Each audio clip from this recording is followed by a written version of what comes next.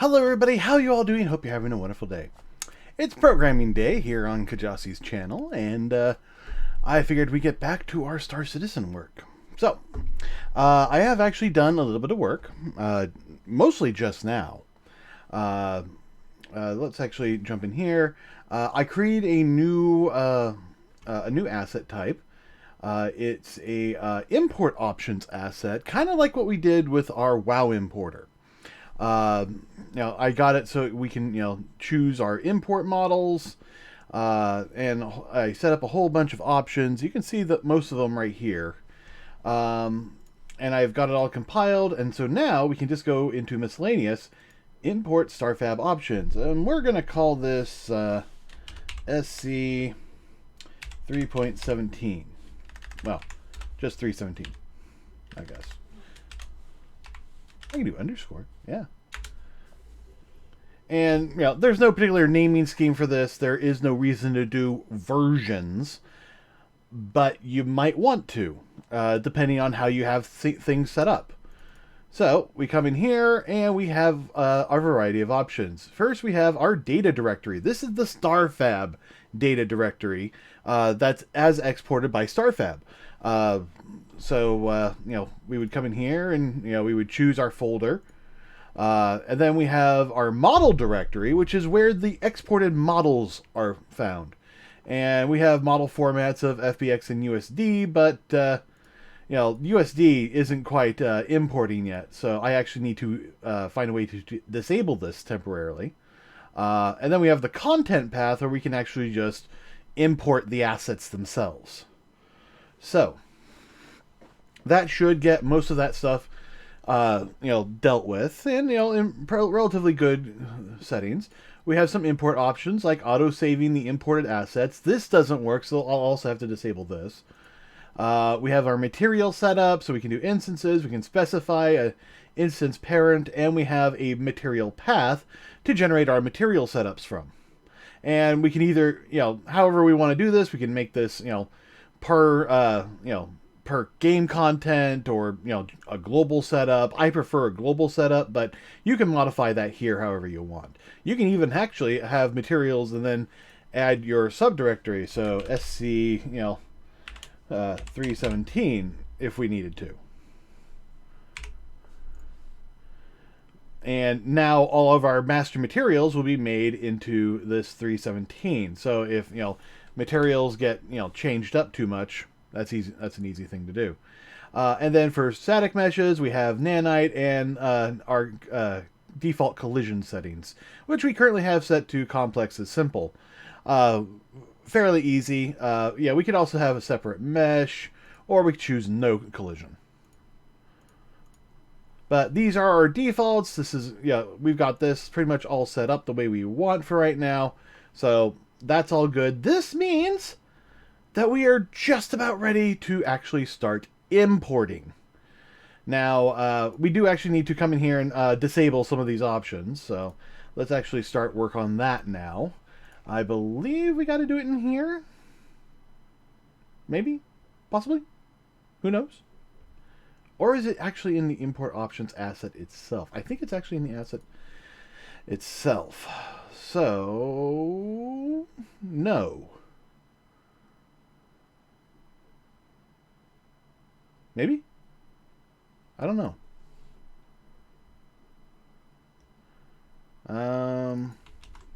Let's see if this lets me. Probably not. No.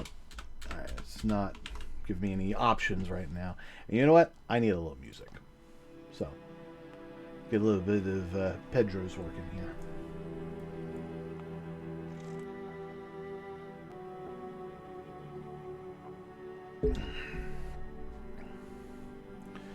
Alright, so now that I'm thinking about it, I have no concept of how to...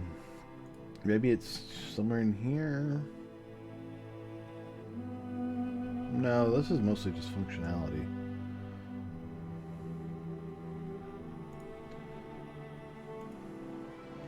Temporarily, I suppose what we could do is actually come here to the assets. No, not that asset. Factory? We need to go into import options asset, and we will temporarily comment that one out. I don't know if that's oh, wait. That's right. I got because for some reason you can't comment out a line on enum. Makes no sense.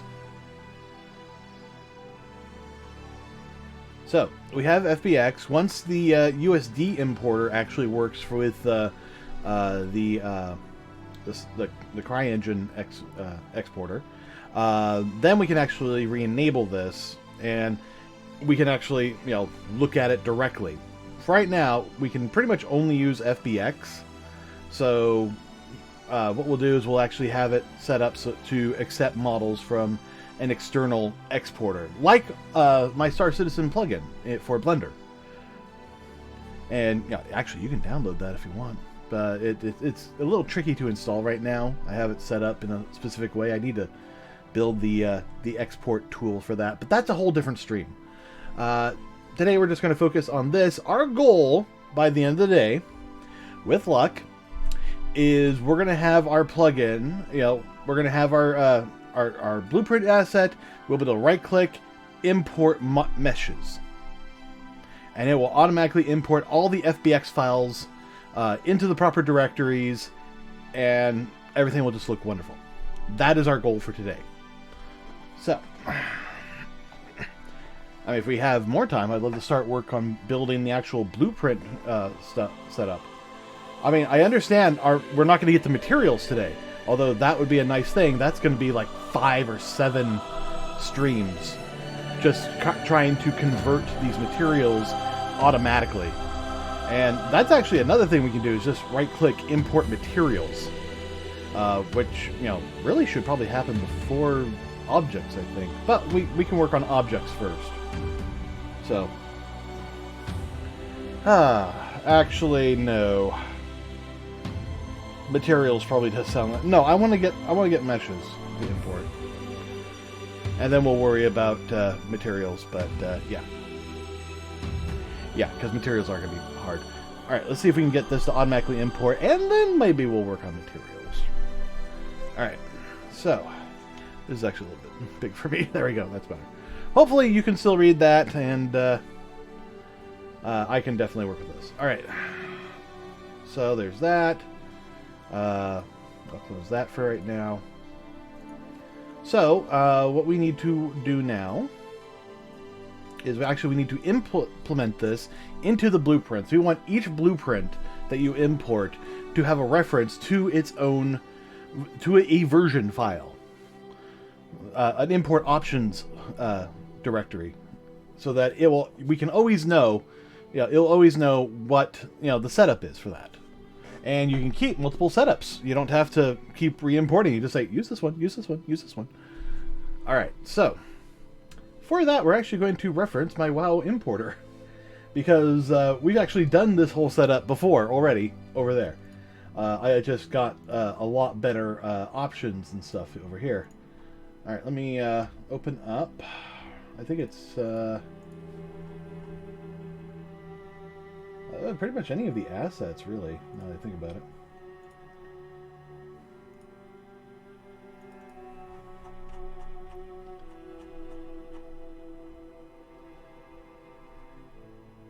Oh no, it's going to be the WoW asset, because that's its the parent asset.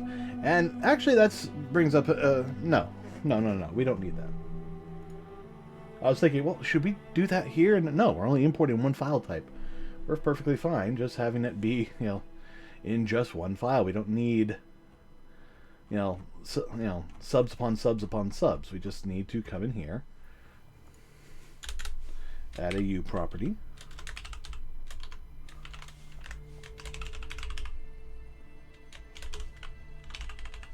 visible anywhere, and object pointer.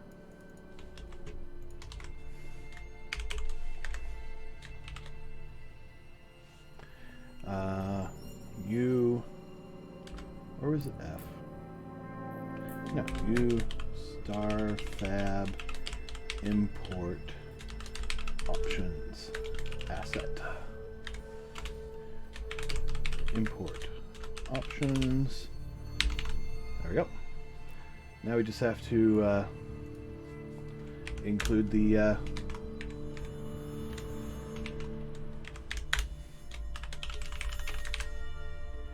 alright, assets, StarFab import options asset .h, and that should make this work.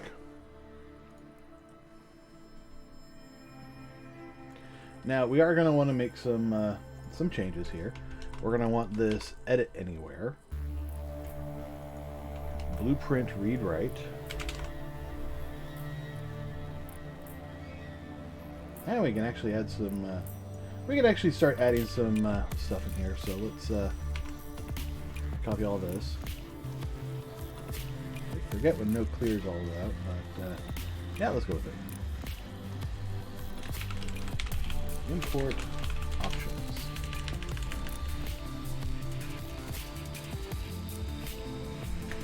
Specifies the import / generation options for this blueprint.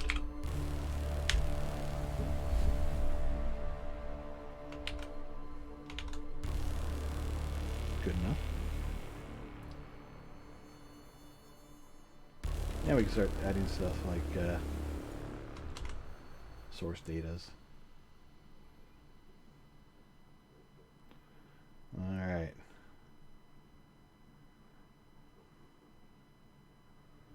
Actually, would that be source data or would that be something different? I feel like that would be something different.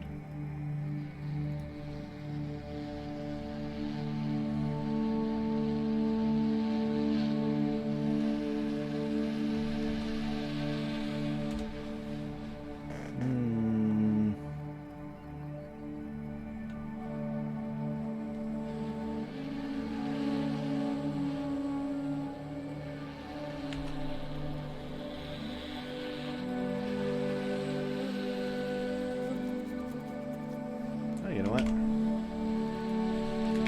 Blueprint data. Huh. If I spelled blue correctly.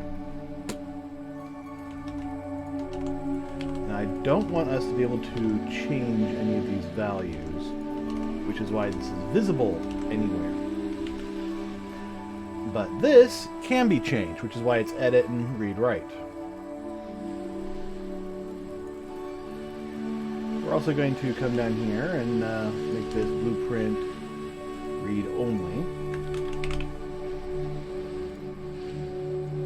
Because I figure, you know, we might want to make it so that you can actually read these from blueprints. I don't know why you'd want that, but, you know, let's be forward thinking here.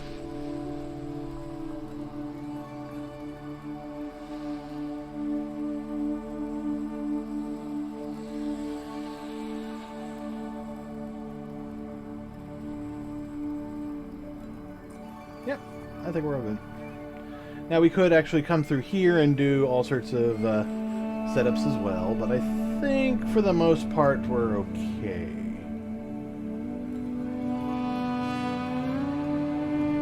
Alright.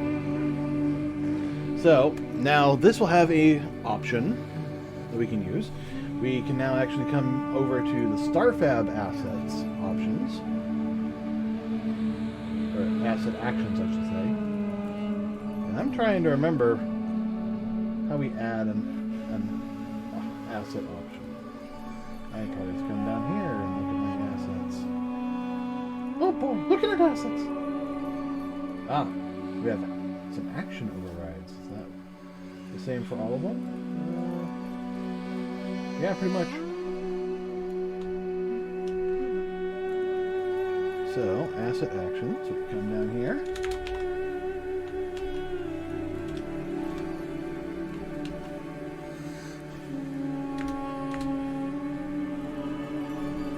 So, void import materials, and that will be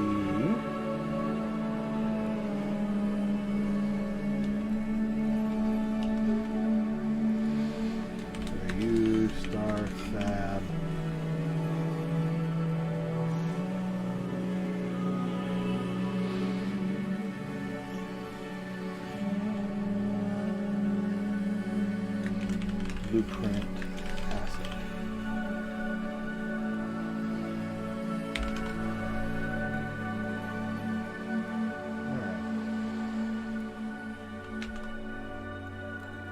Import models. Generate blueprints. So these are the functions that we want to have in our functions. So let's start with setting these all up.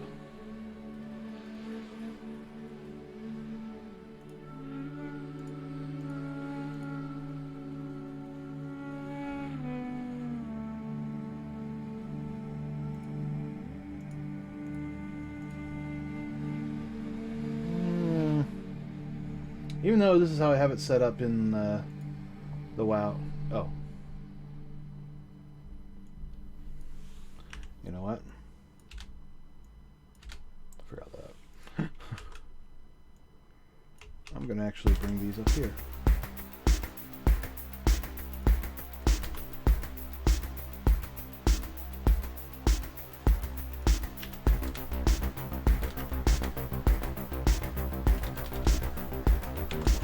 Probably should be doing that on the others too, because we don't need to be specific on what kind of asset it is for the weak pointers, but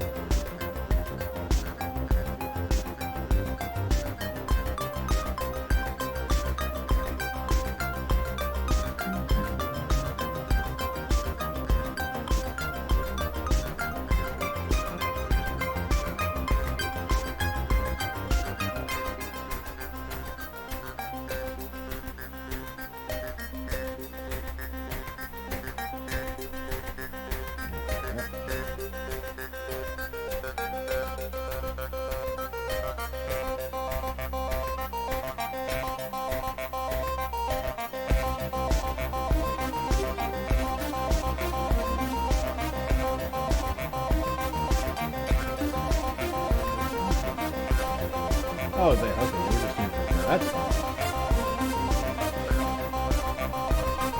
Alright, so.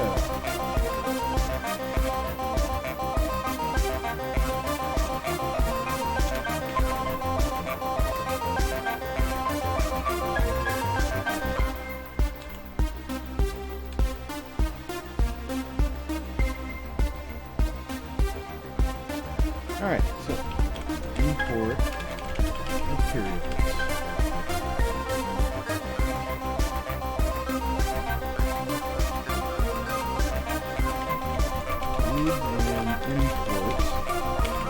Materials used in this blueprint.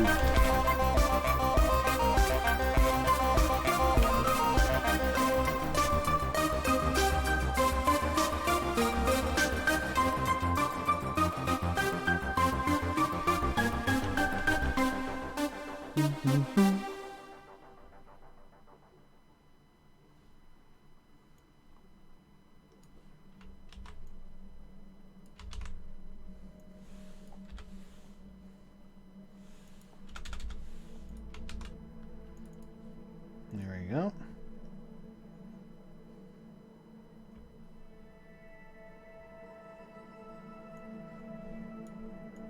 So now, duplicate.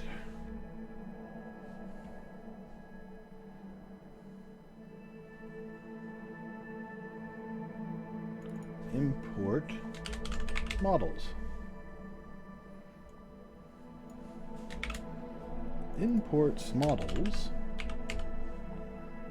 used by this blueprint. That's simple enough. And then I just have to change it to import models.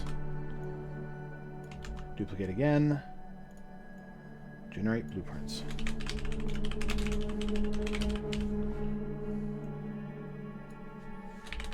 Generates necessary Unreal Engine blueprints needed for this StarFab blueprint.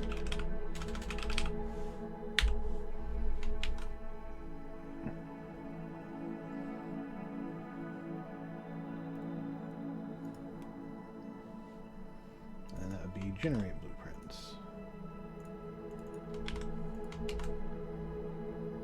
Okay. So, there we go. That should be everything we need to at least get to this point. Let's do a build and see where we're at. Hopefully, after we've done this, and oh, error. Not supported by blueprint.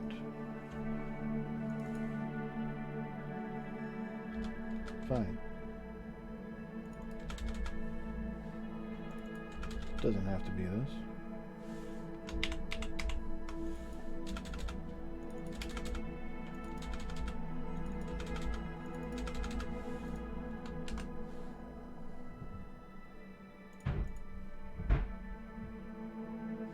Slam. Slam. Slam.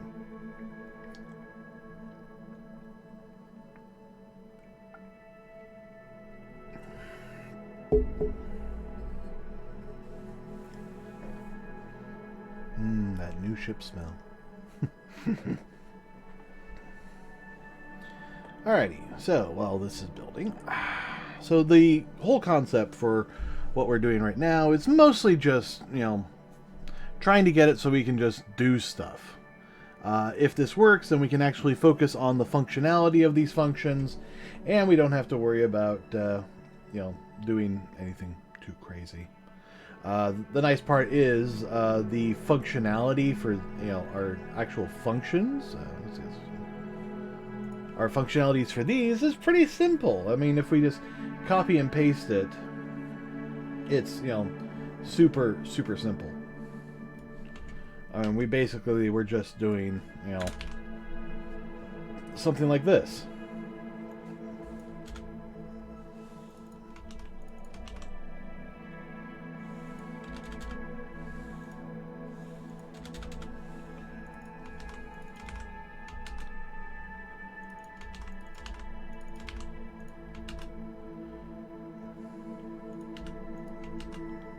I mean, you know, and from there we just go to the blueprint asset and we create these functions that will import the materials, the models, and the blueprints.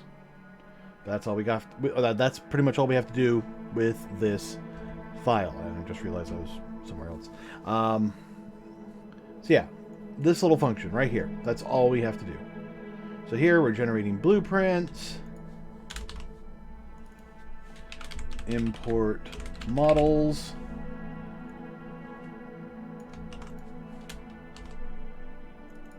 Import materials. And that's it. Now all we have to do now is actually come over to the blueprint asset and create functions for these. If I am correct, and I'm pretty certain I am.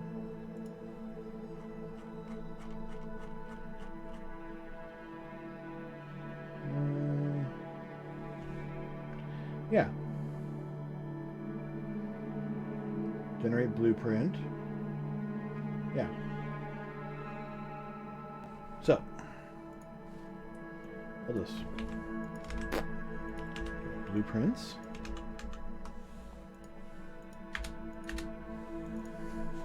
Import materials. Import models. And we'll have call an editor just so you can manually do it on the blueprint itself in the options thing. But you know, I could just remove that and then you can only call it by right-clicking the asset. But that doesn't make sense. So we'll create these functions real quick. And then we'll just build this again now that we know that it actually built correctly. But with me just adding these in here, that means the StarFab asset actions should work correctly. And, you know, yay, there's that. So yeah, now these aren't complaining because we have import model materials. models and generating assets. And once we're actually done with this particular bit, we're actually going to add, I'm actually going to come in here, and let's see. Seriously? I'm not seeing... Ah, there we go.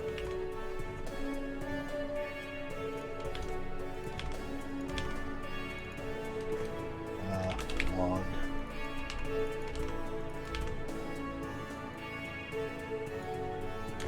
Import materials.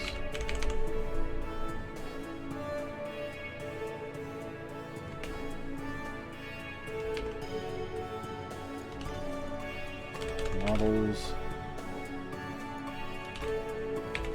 Generating blueprints. Real blueprints. And we'll just keep it, generate blueprints. That's simple. But for here, I just want to be clear that it's Unreal blueprints that we're generating. All right, so if we now build this, and when we activate these functions, we should see these logs come out into our log file. I gotta get this one to kind of tighten down. It's a little loose. But, that's what happens when kids come in here and go, gah, gah, gah. I'm a little worried for this stick. This stick's pretty durable, so let's use that.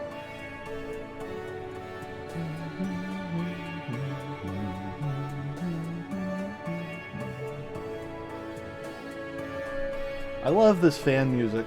It's really good, and it's nice to have, considering we really don't have good sources for the legitimate game music without exporting it and converting it over, and I haven't quite done that. I've done a little bit of it, but not a lot.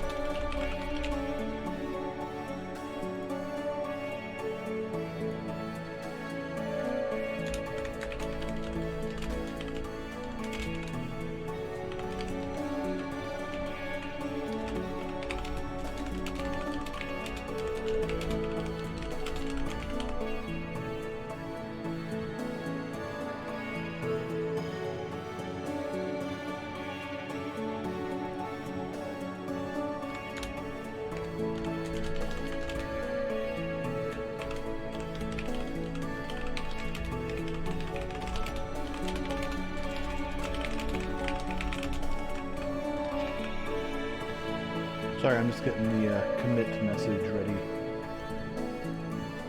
Because, if this works and there's no issues, then I'm going to make a commit. So this is the fallback point, just in case. It makes sense to me, at least.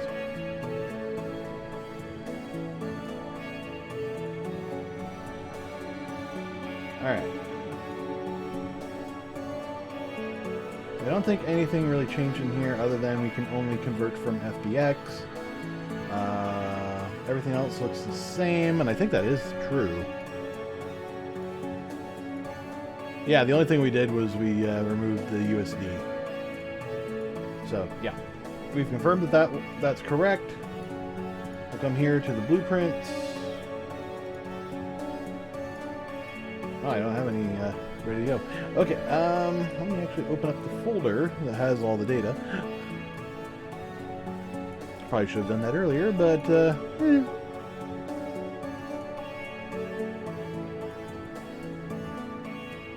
Alrighty.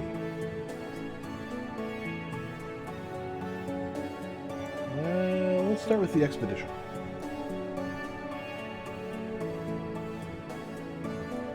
right click, import materials. And I got the message, import models, got the message, generate blueprints, got the message. If I open it up, I have the functions here.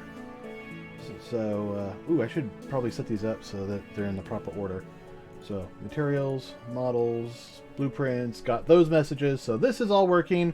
Only thing I need to do is get it to, be in the correct order. And I know there's a way to do that. I just can't recall what it is at the moment.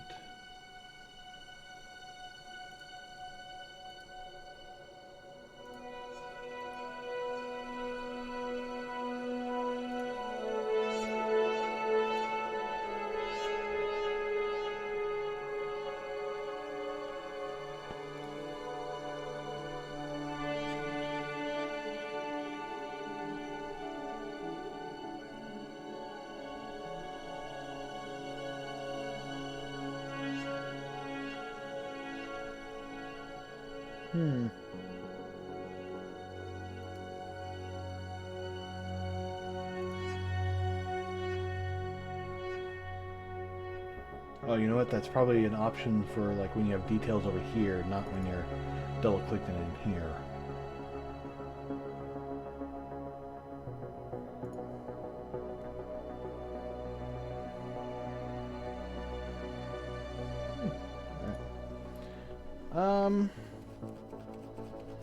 You know what?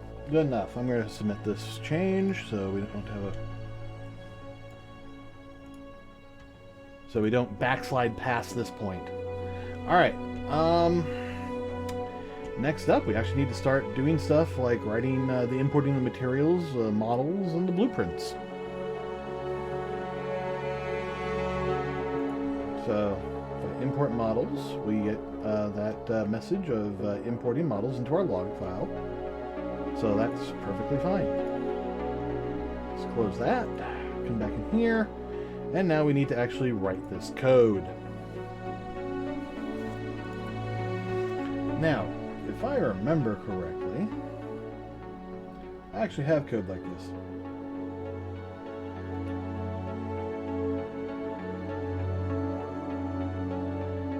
No.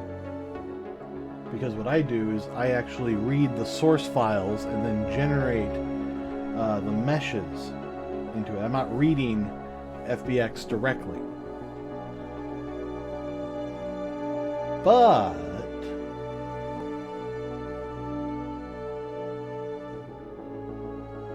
what if I use that? Ooh. That could make things easier on me. One second, let me take a quick look.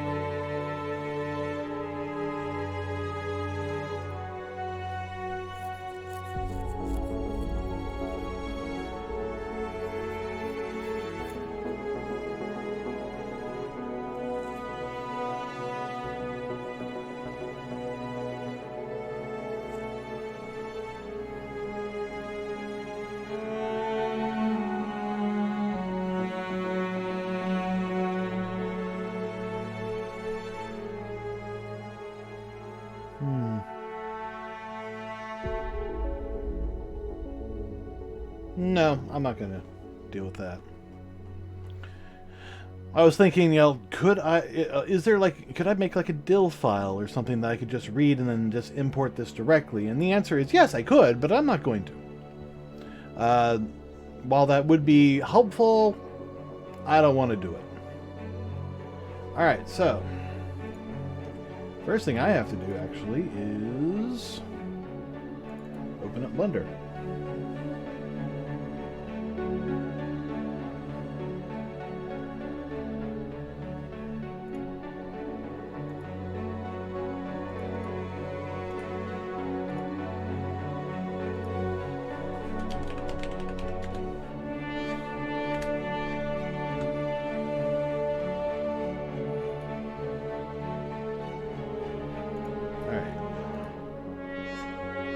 So, import Star System Blueprint, exports Pisces Expedition, import,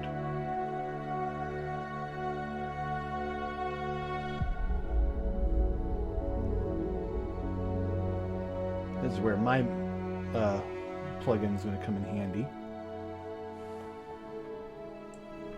Alright, so here's the Pisces as imported. And for the most part, it's actually pretty good. So now I have my plugin right here that starts as an exporter. First things first, let's merge the materials. Let's select our top level right there. Alright, and I need to make sure this is going to the right spot. I actually made a brand new directory for this. Alright, now this is actually going to do a whole bunch of other stuff, but don't actually need it to do that. We're just exporting as FBX files, so let's export. It's going to go through and export all of these as meshes into the correct directories, and hopefully, that'll be fine. Oh, there we go. You can see it went a little crazy, but that's because, that's what, is necessary for this. I can undo, and it should, reset everything back to default. Not that I'm going to save this scene, but, that's just kind of... Oh, seriously? There we go. And now one thing I could do is if I wanted, I could, export, save this to the data blueprint, but this plugin that we're writing is going to erase that part. So all this plugin's going to need is an export directory, the merge materials function, and export to FBX. Everything else is going to be, done for us on the Unreal Engine side. Now, if we go to what? That's not where I told you to go. I wanted it to be here. Oh, crap. Okay, so I need a file here? Fine.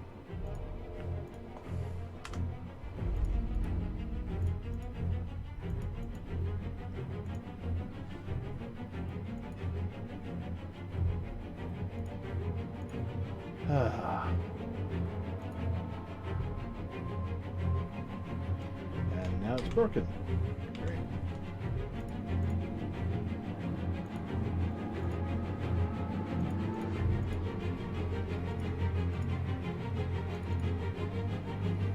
This happens sometimes. Can't win them all.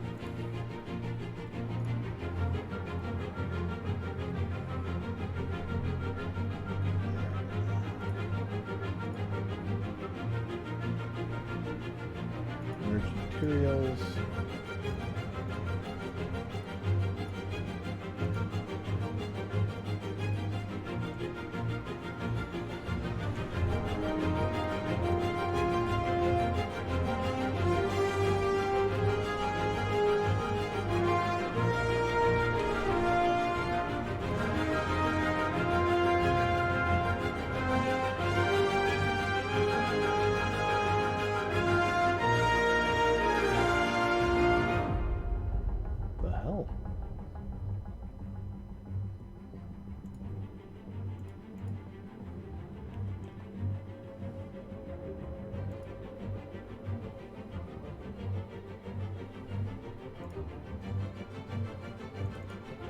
Extracted, StarFab exports, meshes, accept. And I am going to open up the system info here. No, not system info.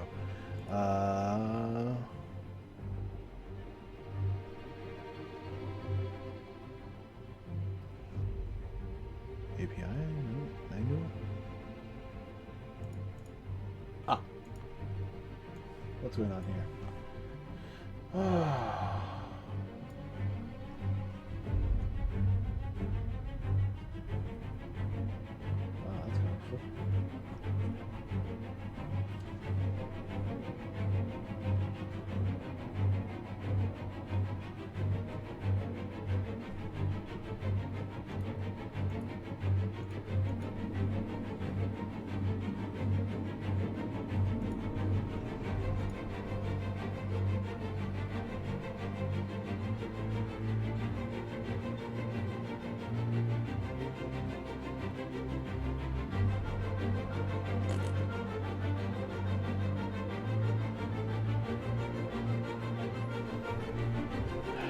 seriously?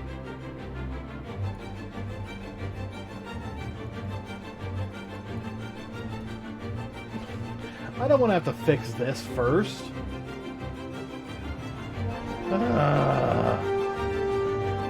Okay.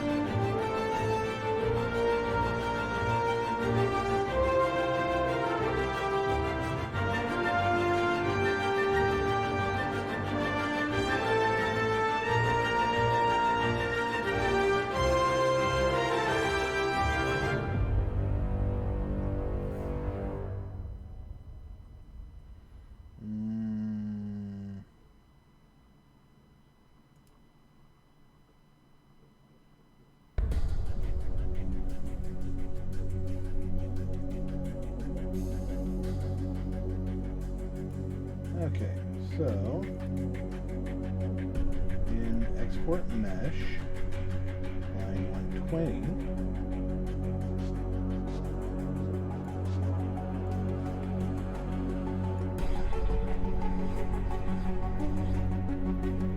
right FDX, so now it's going to line 20,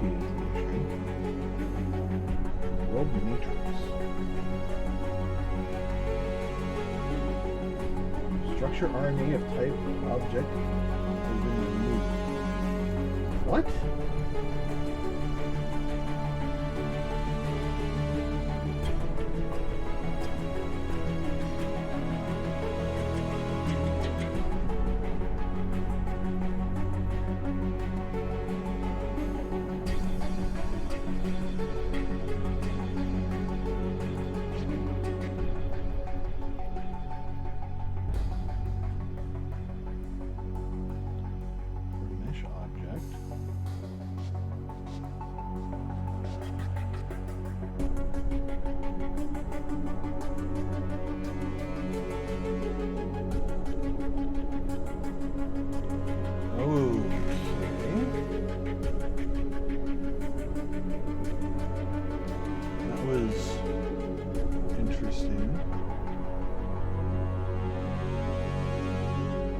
But in this most recent run, I was having a different error. Local variable top name.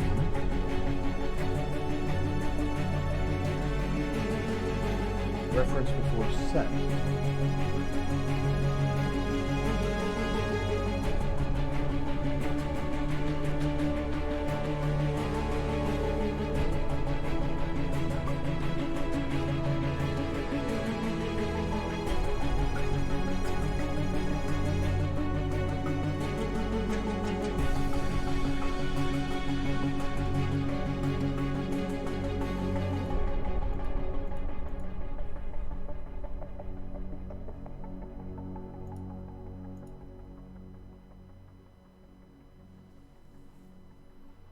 Okay. World matrix, structure RNA of object, of type object has been removed. What? What does that mean?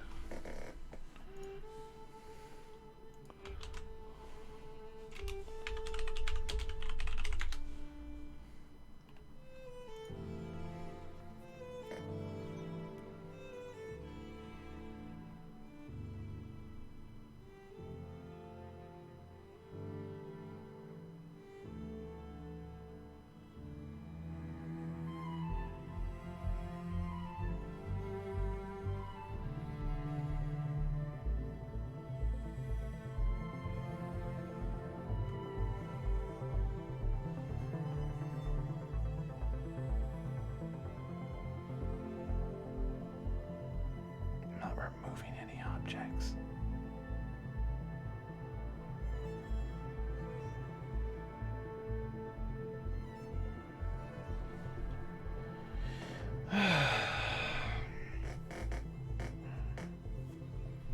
Okay.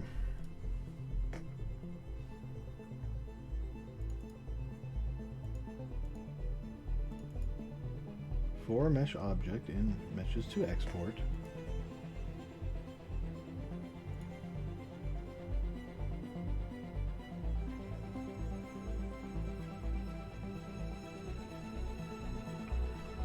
sends us up here. And line 20, we're trying to get the world matrix. Or matrix world.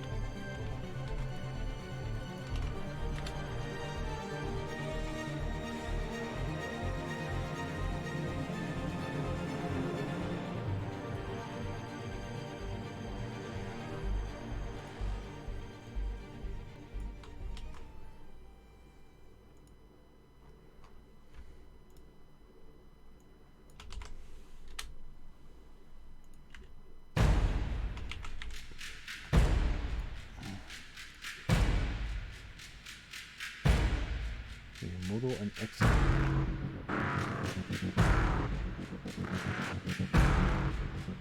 The last modal operator runs the first time, invoke and modal, creates the locator, then finishes.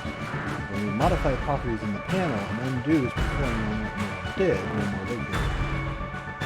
Then execute one.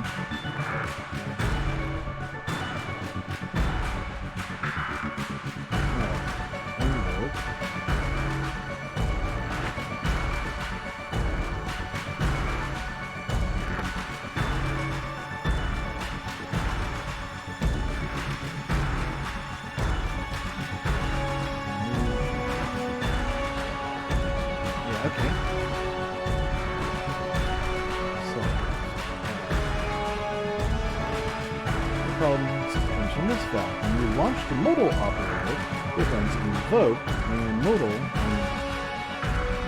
the modal on your mouse move.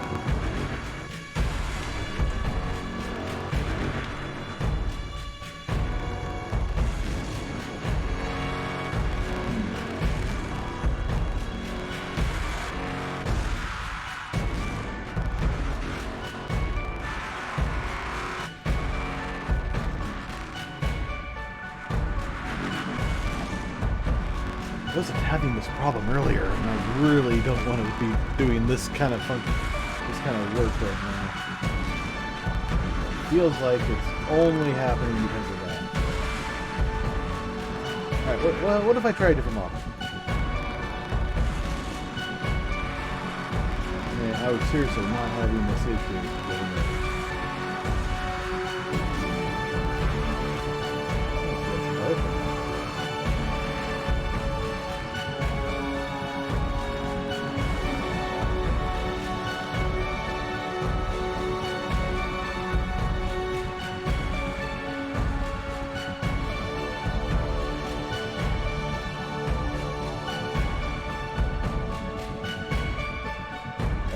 Export.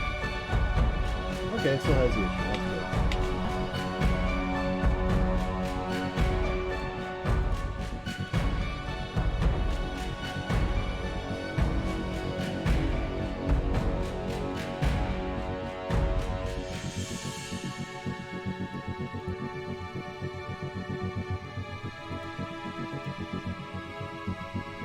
All right.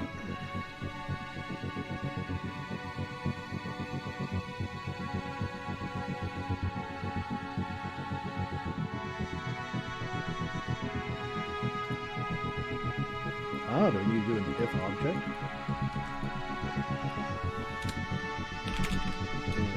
If not object.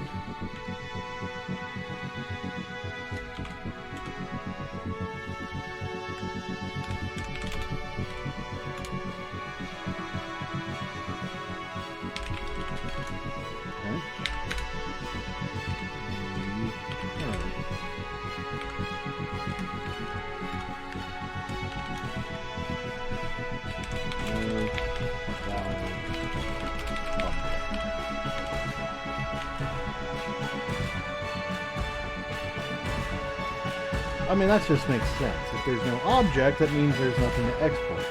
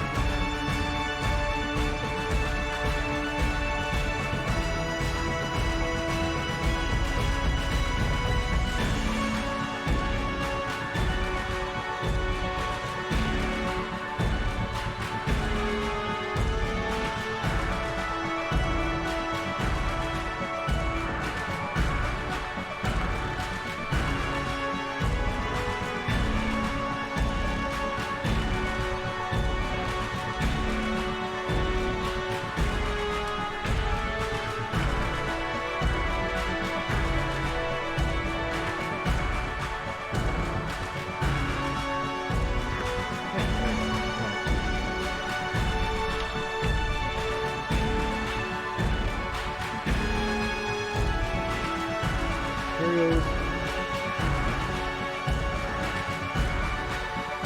Hey, it looks like it's actually doing it. So yeah, I guess there was something that was just trying to export an object and it just wasn't. So we got that fixed.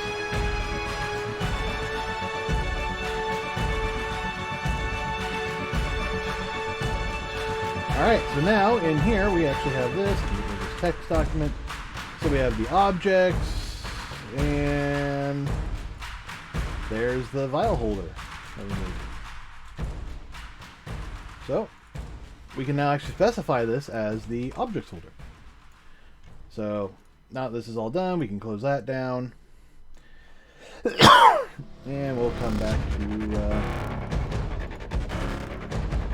here. We can actually start doing some stuff. Because now we have our test objects. So probably the first thing to do is actually start figuring out our... well, we probably need to build like an internal easy to digest array of all our values. So, because, you know, we're going to have to go through this blueprint probably several times.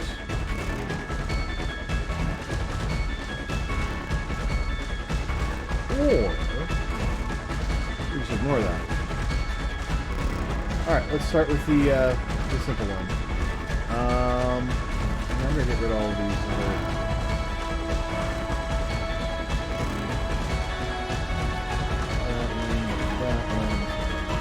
Yep, there we are.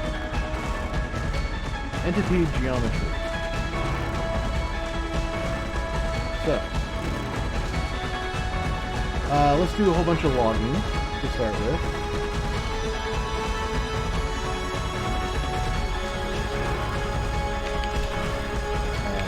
Log meshes. Meshes.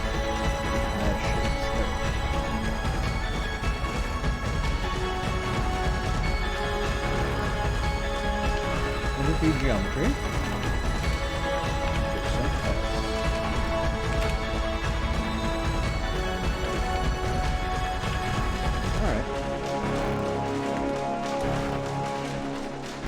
Next up, let's process through our socks.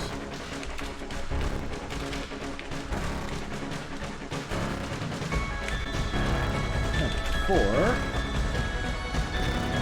F sock.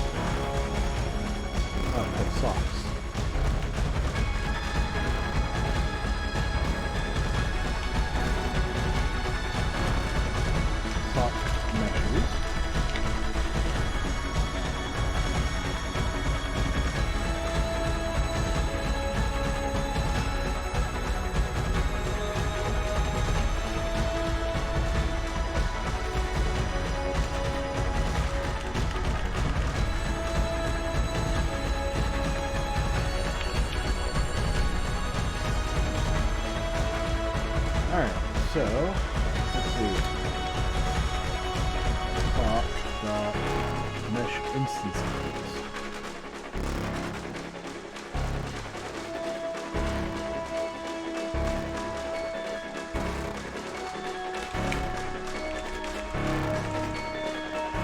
Okay. For F mesh instance.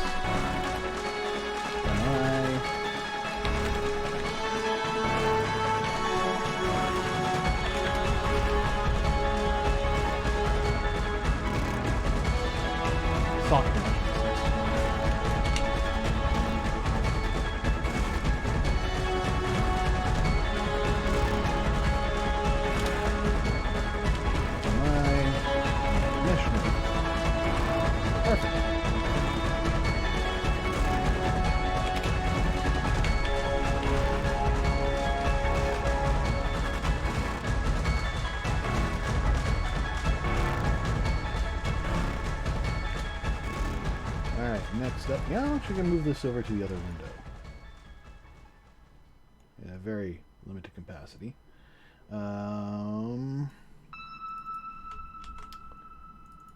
Geometry meshes. So, geometry.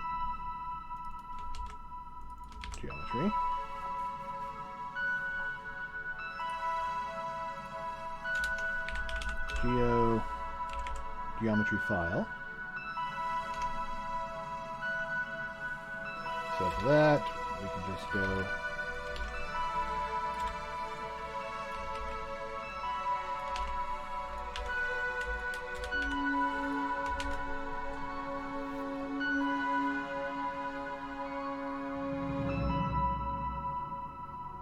oops.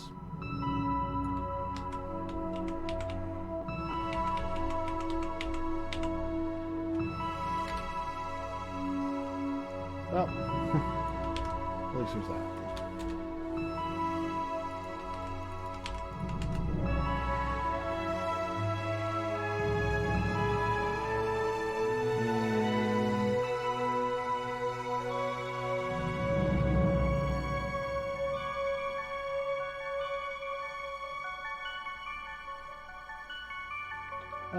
Do we want to do... we're going to have to go through containers, aren't we? Yeah, well, no. No, not. Well, let's take a look. Container instance has meshes. Alright.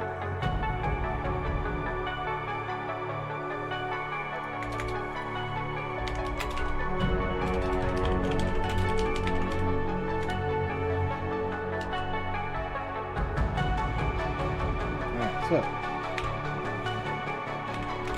for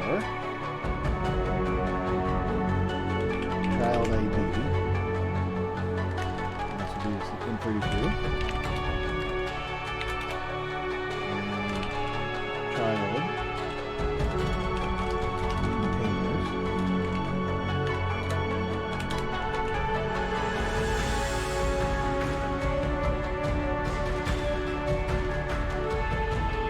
So now we're actually going to open up a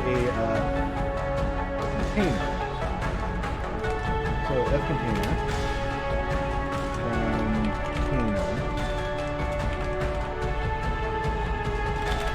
equals containers,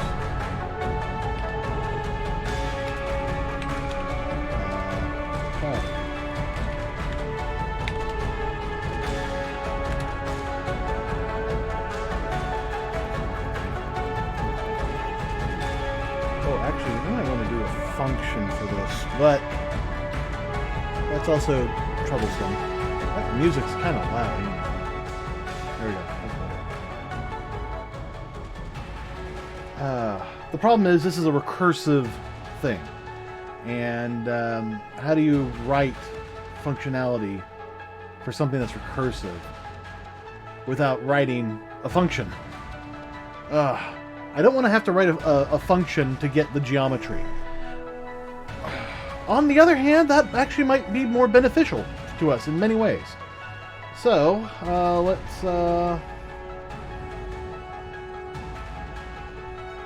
come to the top. Read array. Okay, yeah.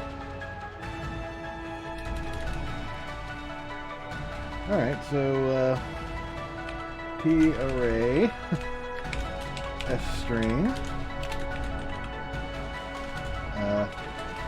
get container mesh list.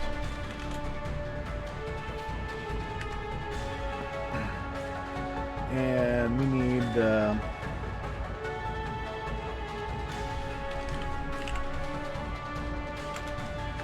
container ID. Container list. Yeah.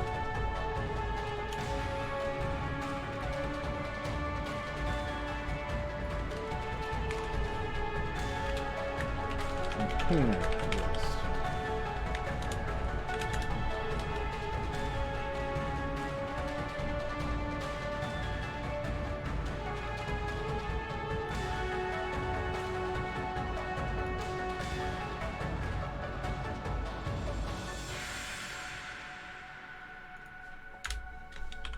array f string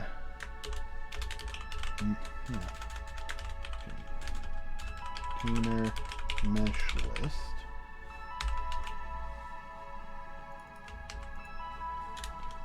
Container mesh list, append get container mesh list.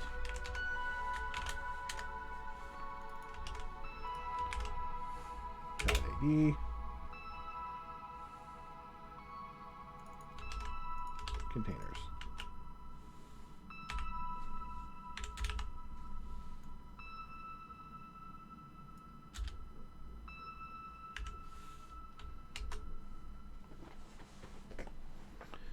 All right. So with luck, that should just work. So now we can just come here for f string mesh name and container mesh list.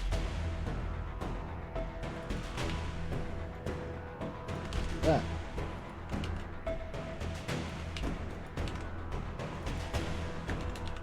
Container meshes.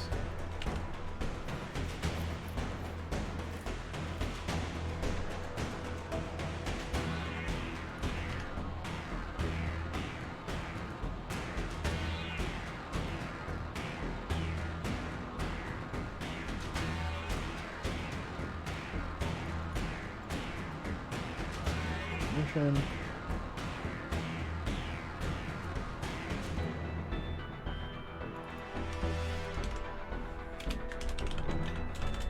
Container equals container E.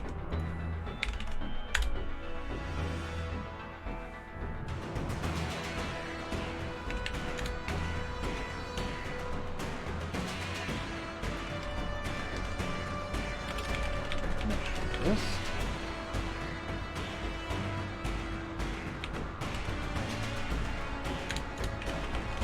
Turn mesh list. Mesh list add container dot instances.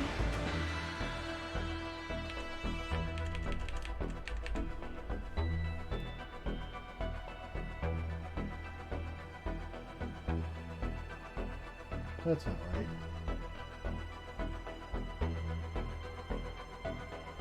Oh yeah, container instances.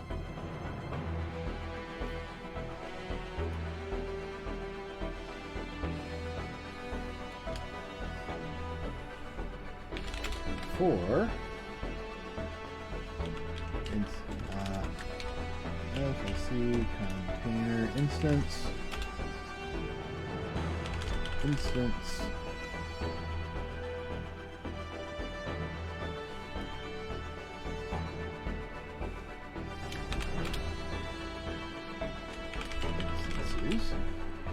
should probably be instance list.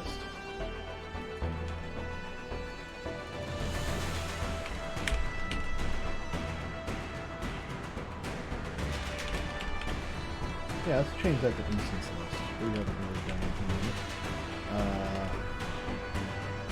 Although I'm probably gonna make something else fail here in a moment. I'm okay with that because it'll instantly highlight, where that needs to change.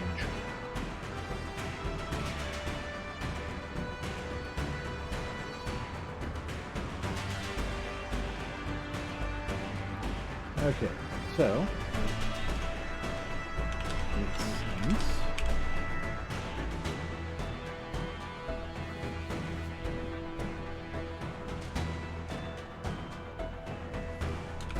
mesh name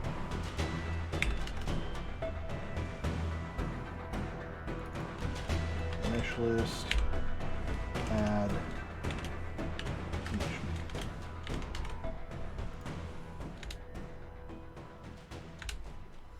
And let's come here. Instances now becomes instance list. And we come down here. And we kind of copy this. Bring this back up here. Where we just have to change out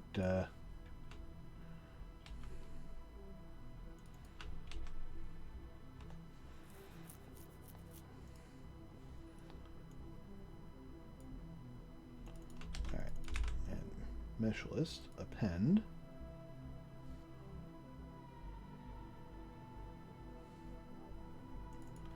And this will be container list.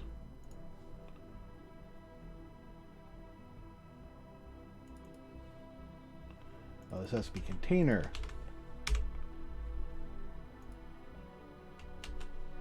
Child containers. All right.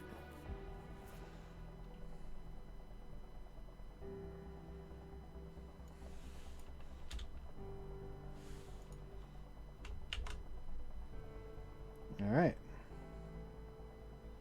So we are adding the instances first, then we're checking the child containers. This should give us effectively a tree.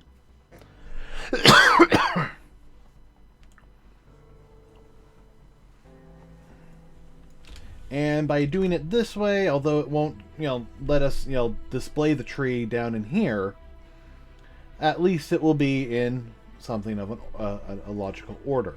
All right. So if we did this correctly, this should display every single mesh once at least. That's in this blueprint. And then we just have to swap out these logs for whatever function we have, the import function. Which I'm wondering if maybe I should also do as a helper function. It makes the most sense. So I'm going to take a moment here, and my chat's blocked. All right, not that there's been any chat. All right.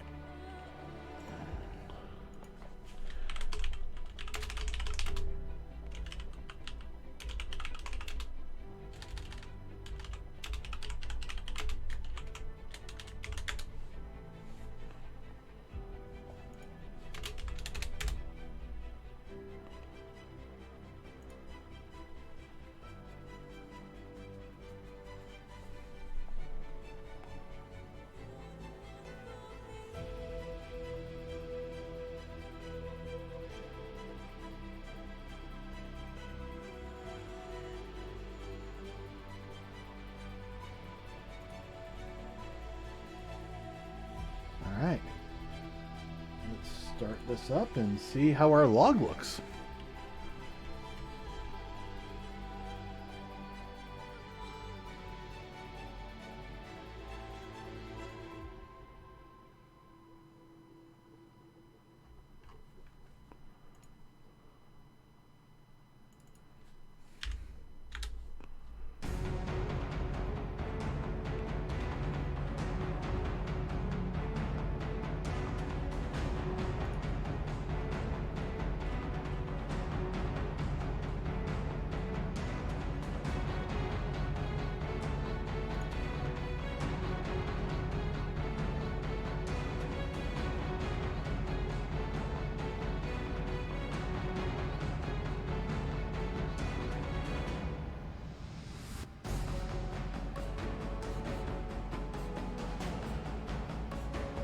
That's what I thought. All right, let's see. Yeah, it's almost at the point where I think we could just import this blueprint once. All right, and I can probably save this now. Because we're not reading any more data. We're not changing anything, although we do need to set that up. And I'll probably have to make some, some minor modifications.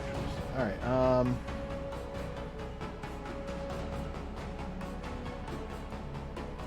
Model directory is going to be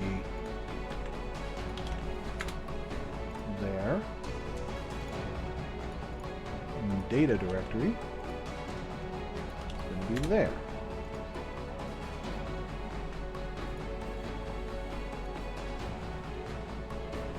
We'll save this. And we will try import models. Alrighty. So look at that.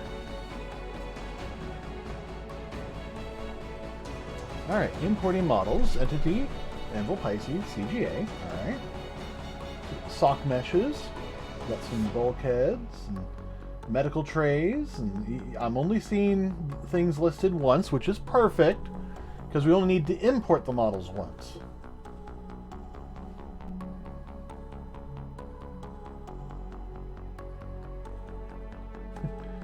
Geometry meshes.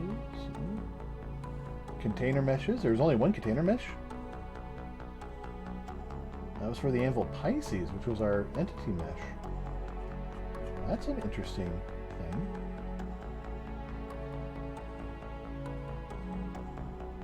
So what we might want to do is add a check to make sure that we haven't already imported that. So, as we import these, we'll just, we'll do a check to see if we've already imported it in this pass.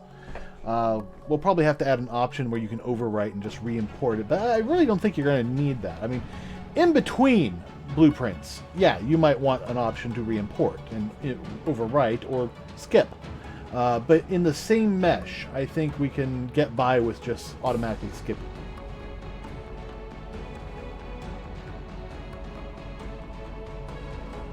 All right.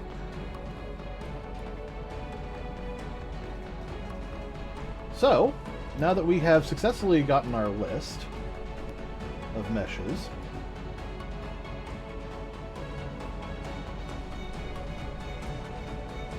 what we can actually do is add this to a global list, and we basically just want this added once. So let's actually take our, we'll come up here, and we'll have a just a mesh list, and we'll do mesh list add entity geometry.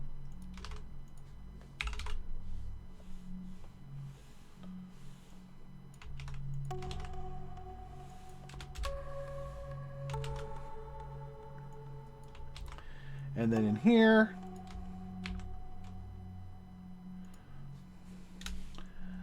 if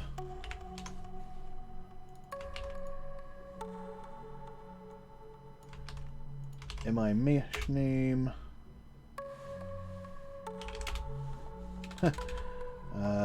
well, if not mesh list contains mi mesh list name.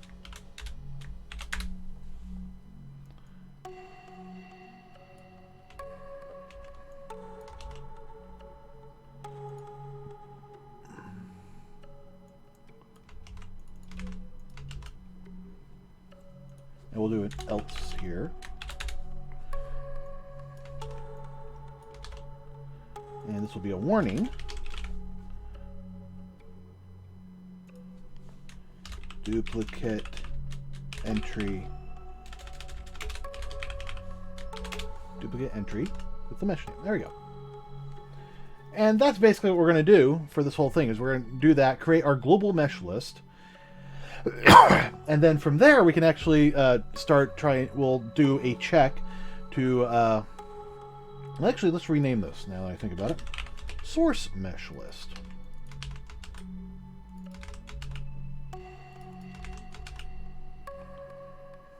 There we go. All right. So now, copy that, paste that.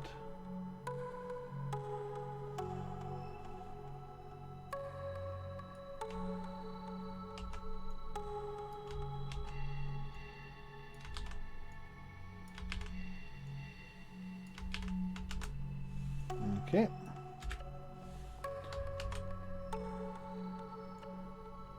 Copy.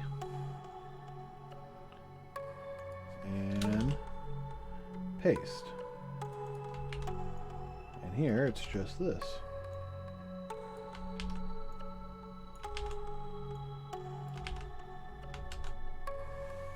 I can remove that. Alright, so let's close this down.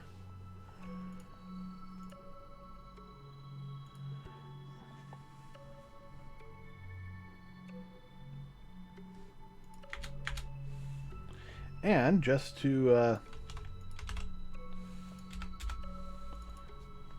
source mesh list. This will just be an easy because it's literally just this.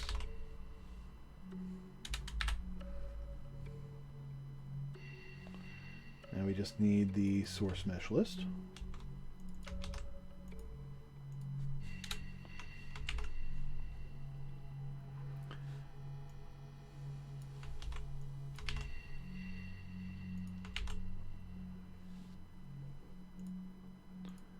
Build that. So we'll have a source listing here. We're going to go through. We'll we shouldn't have any issues, and then we'll have a final tally of all the models we're actually going to try and import.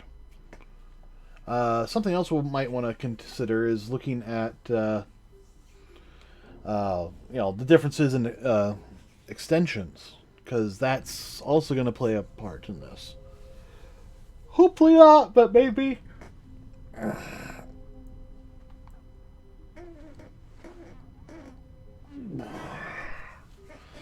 don't think there's going to be any duplicates like that.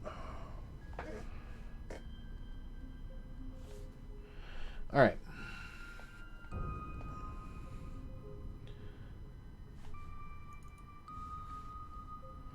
So, at least with this ship, we should only have one duplicate entry, which is the entity and the container.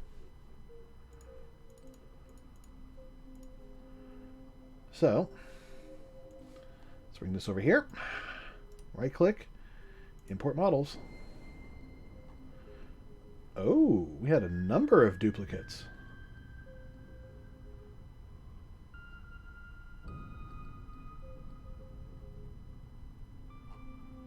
So that was more than I thought. Wow. Dragmanican stack 1? Seriously? Yeah. So there were a number of meshes here that were duplicated. That surprises me, actually. Really? The jump seat was already in here? Where? Ah, right there.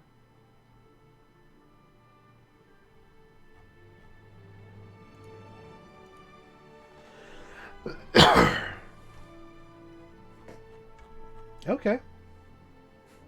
This is why we did this, because while I knew for certain that this was going to be a duplicate, the rest were not. The others were a surprise. Ah, okay, so he's already done that part. Good. Because I'm noticing, there were characters and skin files, both of which are necessary for FBX to correctly work. The question now is, did those export as characters and other things? All right, let's see. Objects, spaceships, ships, anvil, Pisces, landing gear. Okay, I'm only seeing... Interesting. While he's listing the character file, I'm only finding skin files that we've exported. Meaning that the others are, objects that, might be necessary for something, but they aren't exported because they don't have any meshes. That's fascinating. We'll have to dig into that a bit more.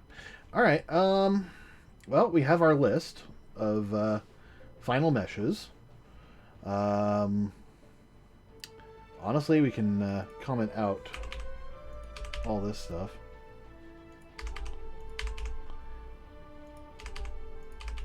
I don't know if I want to keep the duplicate entry listings or not. For right now, we're just going to, you know, block all this off. You know, all we need is the adding. And in truth, I could probably just, you know, just cut off the else. I might save a few compute cycles.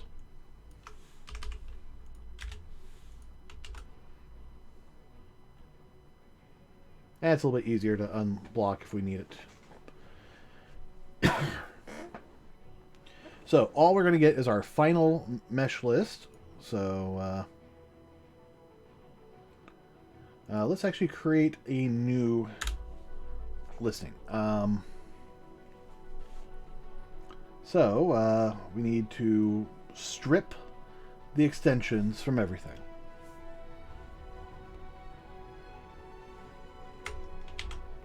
Actually, would that be something to do here? Oh, no, we could actually just do it here. That wouldn't be too bad.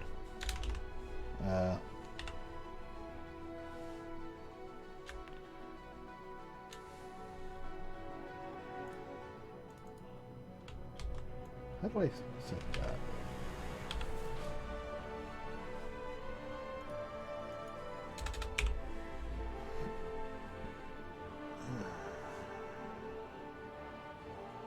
In place?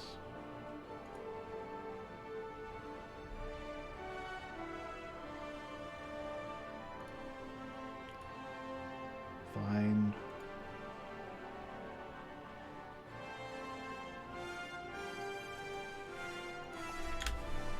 Okay, so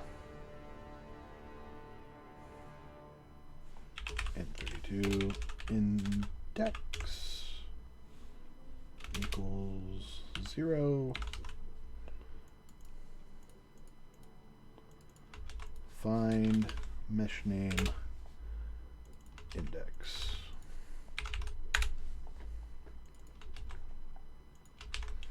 Mesh list index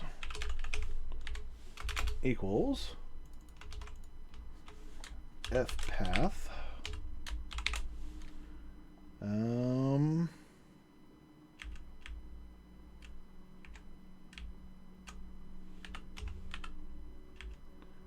change extension.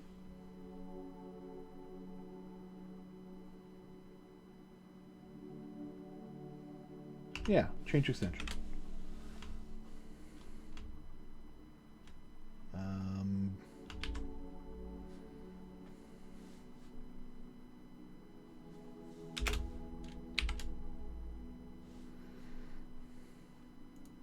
If I just set this nothing, would it just remove it? This is actually probably where we're going to want versions. So import options.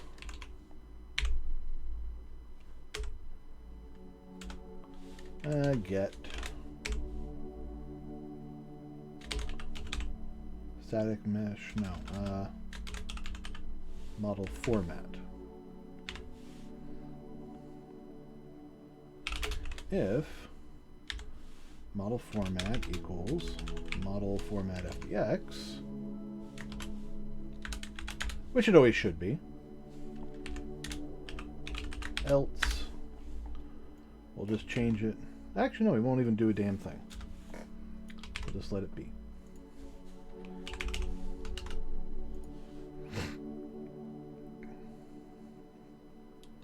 Okay, so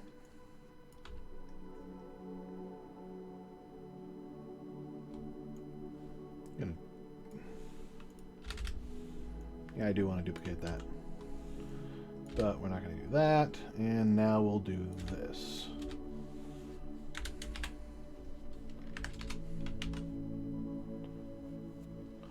All right.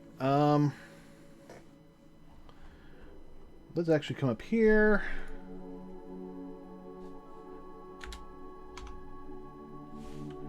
If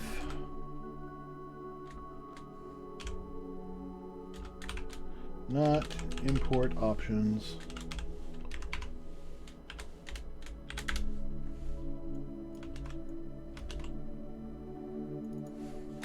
this would be an error. unable to import models. Import options not set.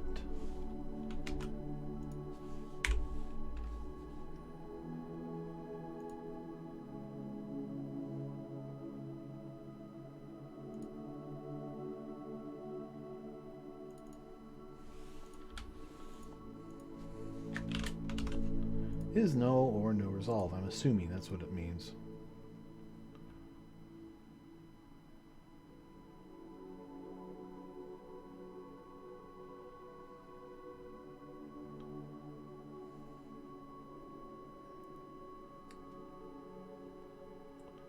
Please use operator bool, if not my object pointer. 5.1. Oh, okay. So just that's actually preferable. Gotcha.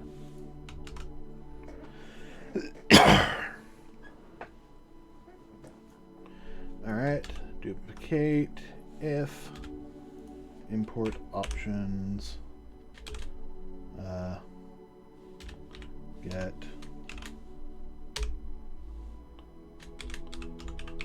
model directory path is empty.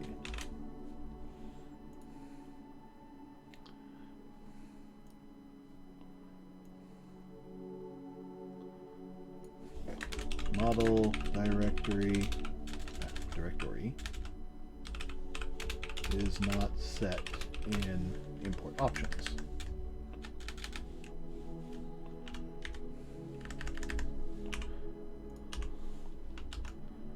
I should probably do pop-ups with some of these too, but all right, final check.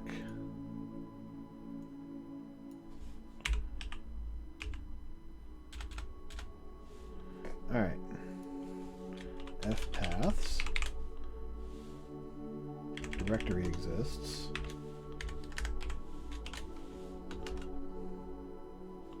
So if not directory exists, directory set in import options does not exist.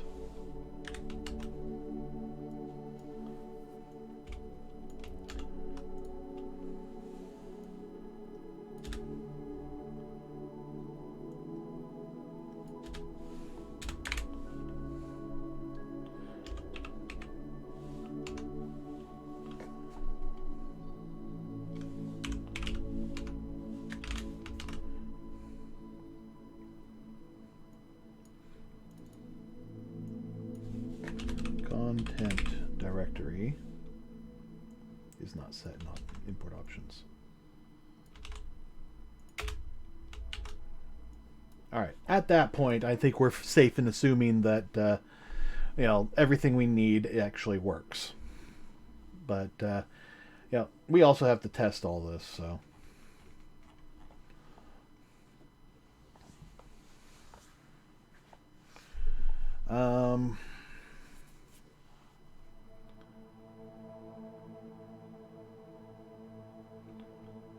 So this is going to be our source mesh list.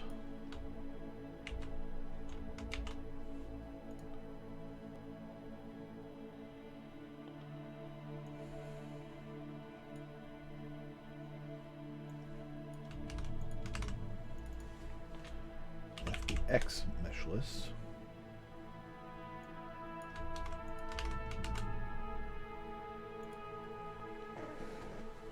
So this should print out the mesh list name and then change its extension to FBX, and it should, list that.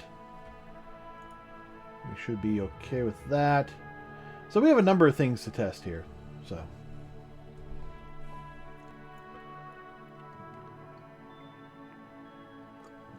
once we confirm that our models here are, properly named, we can go through and actually convert this over to, we can unlist the source mesh list stuff and actually start testing to see if these objects exist.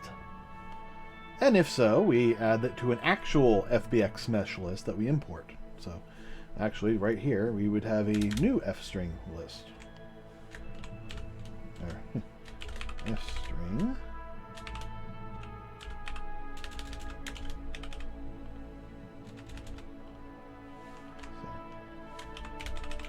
Key array, f-string. Import list.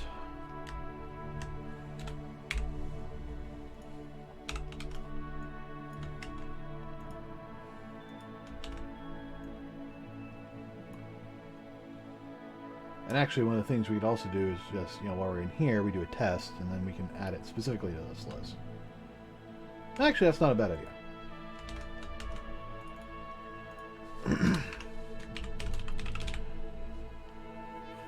Alright, so f-string, fbx name equals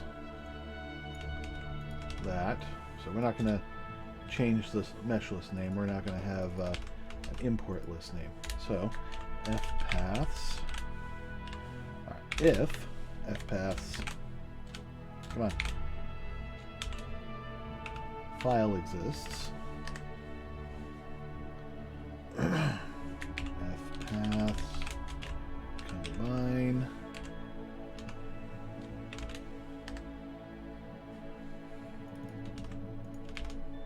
fbx name preceded by our model, or by our import options. Get model directory.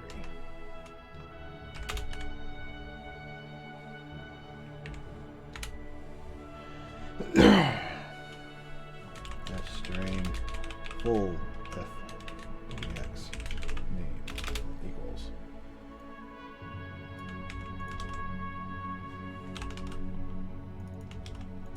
if that exists, import list add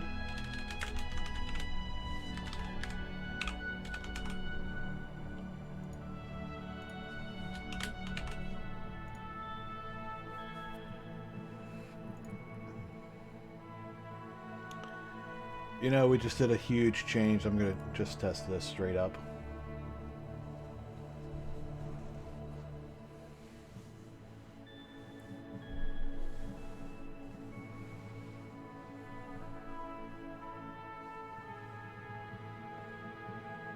So we've removed duplicates. Now we're going to change the extension to FBX and look for that file. If it exists, we add it to our import list, which will be currently listed FBX list. So let's just call this import mesh list. I don't think it's soon enough to do that, so let's just do that. Because what if we, when we go in here, we'll have to need a different setup for, especially for USD. Oh, I really hope he gets USD support in soon.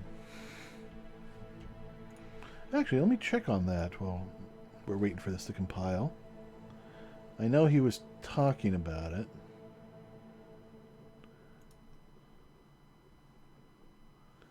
Let's see, animation, warface, CryEngine. Still a bunch of stuff here. Blah, blah, blah, blah, blah. Well, he has a... Oh, yeah. He's started using the USD importer from Blender as of 3.4. Doesn't support some of the features he needs. So, alright. Yeah, USD is going to be a while. Stop that. Good.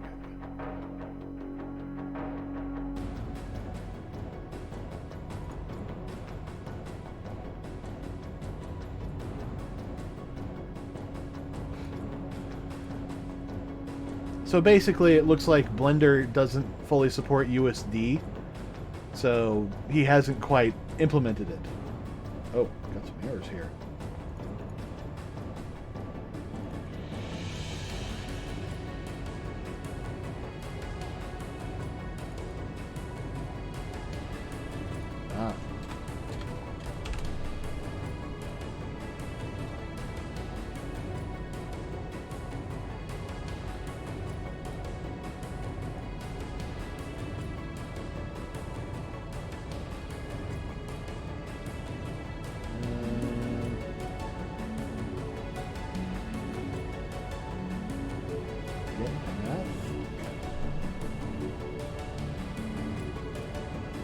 Make valid file name.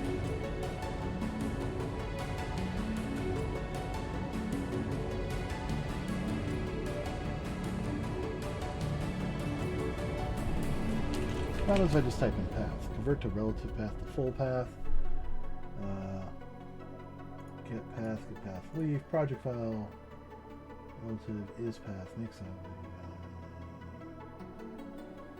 Validate path.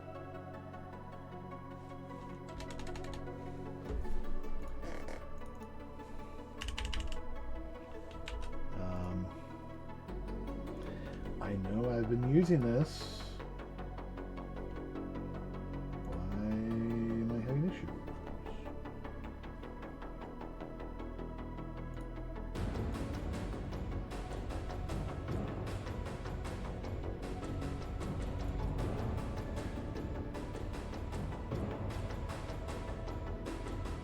Yeah, I've been doing this exactly. Oh. Do I need to...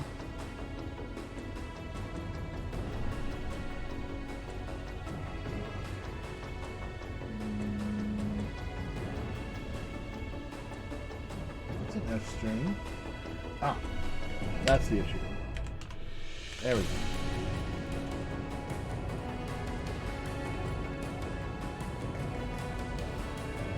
It was trying to do a directory path and not a path. So, alright, so USD support is a ways away.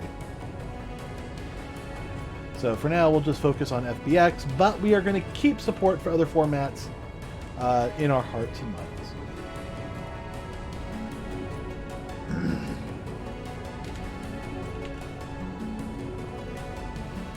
That one doesn't matter as much. It just bugs me if there's space there. So basically what we're looking for is that everything on our import mesh list should be a file that we can find if we open up our meshes directory.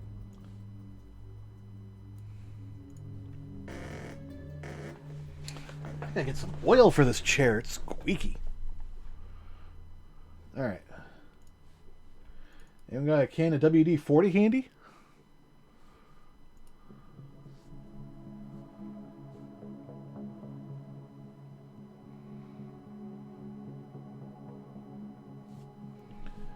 Alright. Import. Yeah. Since we're sharing this. What the? Okay, I just lost all my screens. Alright. There we are. Import models.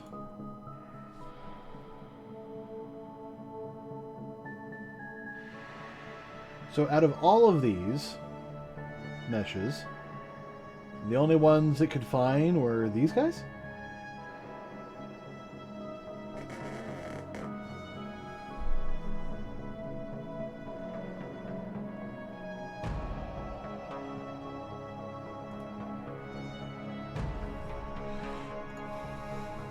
Okay, let's start with the Anvil Pisces. Alright, objects, spaceships, ships, Anvil, Pisces. Okay.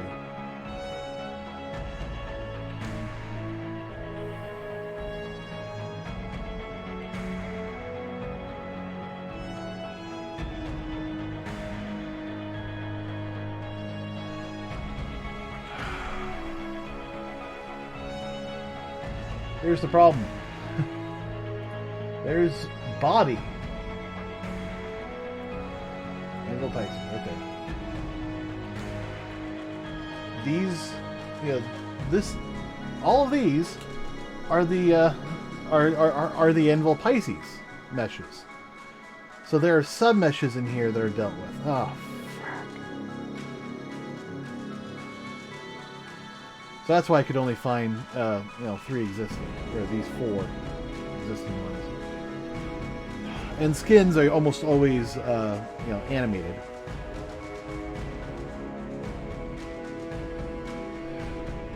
All right.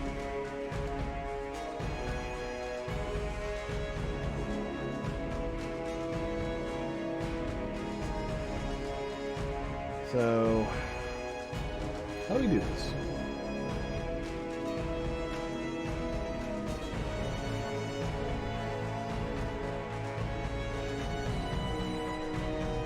Better question, how does he do it? Come on, open up, remember?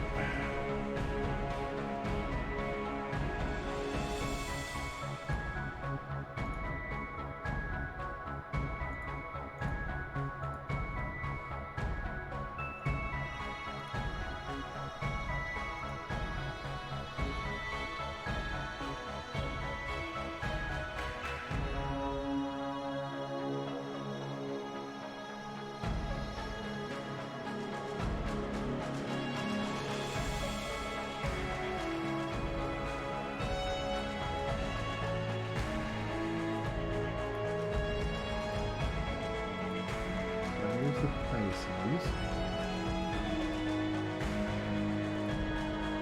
So let's go to StarFab. Pisces.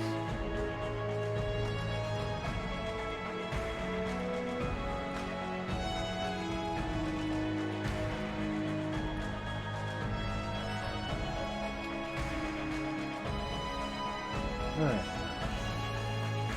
Spaceships, ships, Aegis, Anvil, Pisces.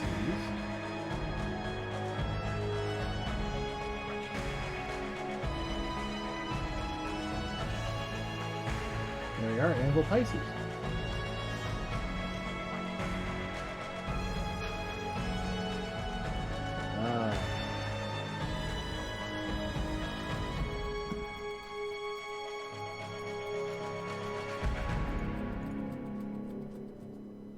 So there are submeshes inside this mesh.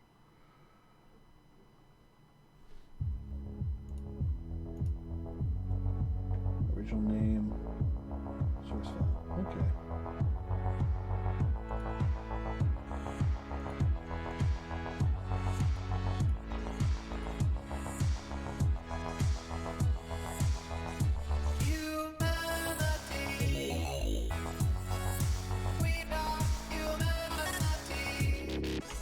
Which actually brings up another good question. What does it look like in the StarFab directory itself, the data directory?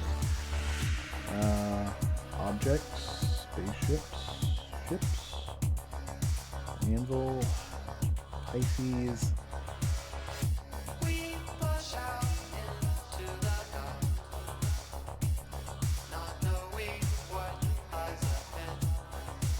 Alright, so that's just a straight up single model. And if we open it up, which we can do because this actually isn't that complex of a format. Oh, this was made in Max. Interesting.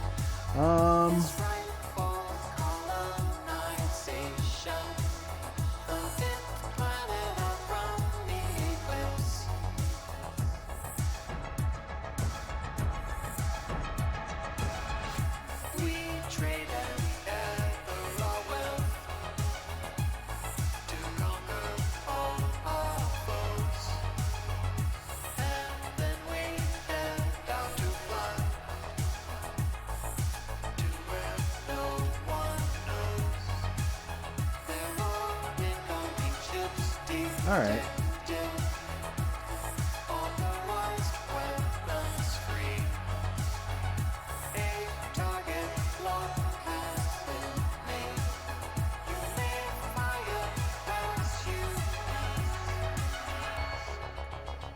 We've got a number of meshes in here.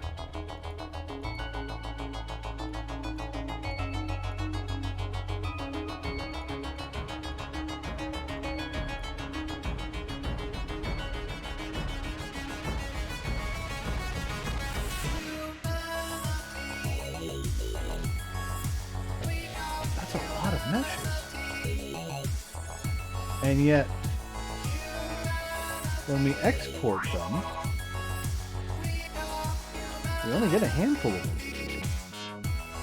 So we got body. We get guts. And the underpanel. We don't get palm, wings left, or the breeze. Or do we? We do! Because I'm looking at it, and yeah, I am seeing all of these mesh names. But, you know, they just don't have the body prefix. That's what I was thinking. Okay.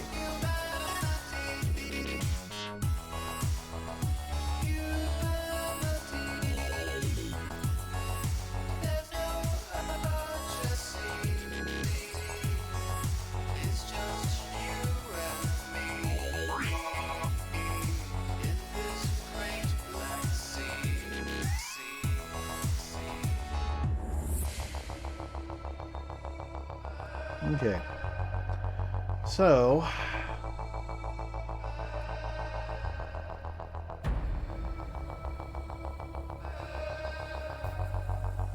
I doubt it, but let's see if we can find any of this data in our blueprint.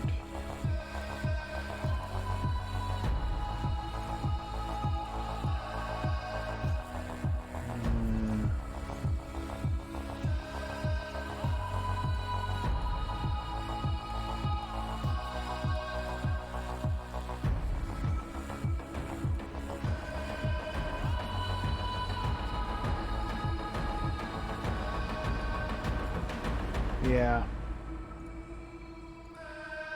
I'm thinking he goes through and he actually reads the actual day file. Which we might have to do now. Oh, I thought this was going to be easy. Alright, let's close that.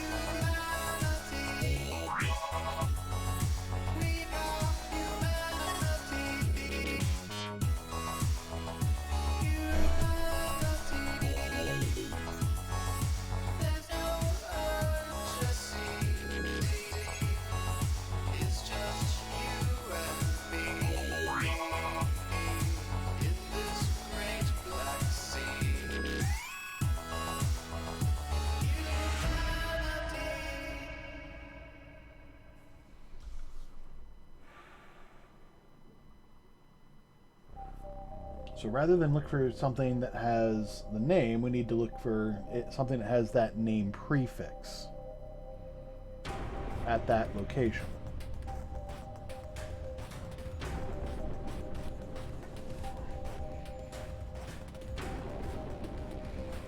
So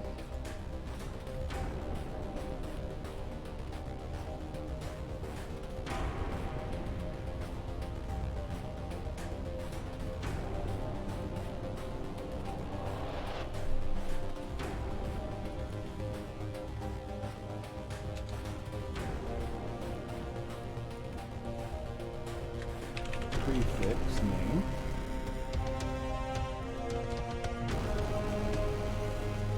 Full prefix name.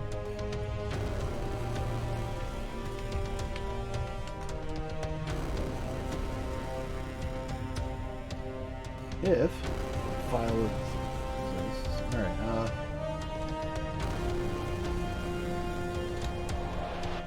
fstring full fdx equals prefix name equals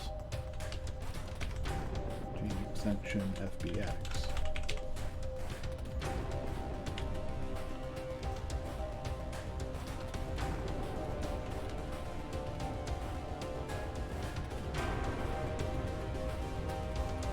No, 40%.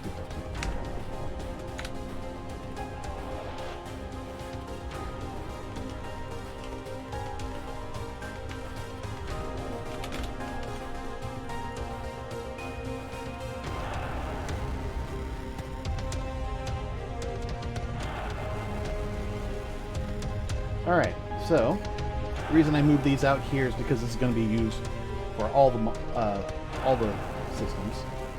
And then we just do the FBX versions in here. So if that else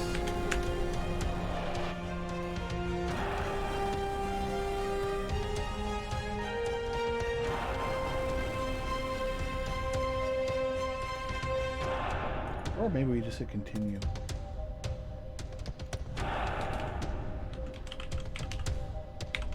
Yeah, if we already found it, we can just continue on. Otherwise,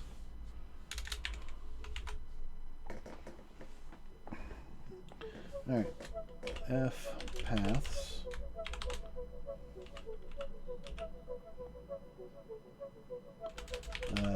Get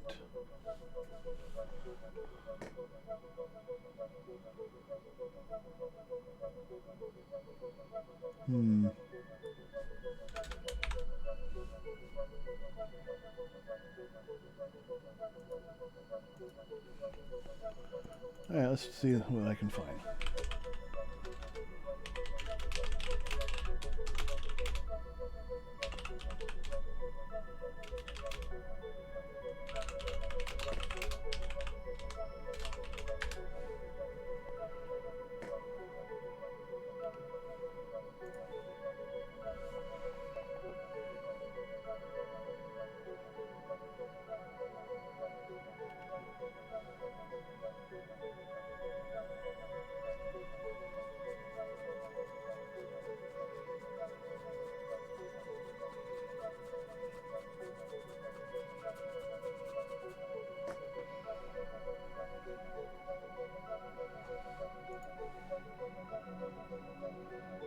Okay.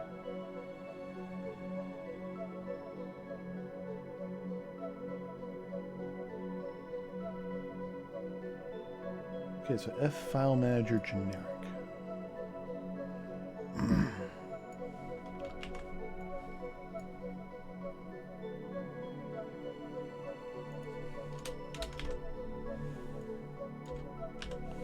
And that's in the core module, so we're good.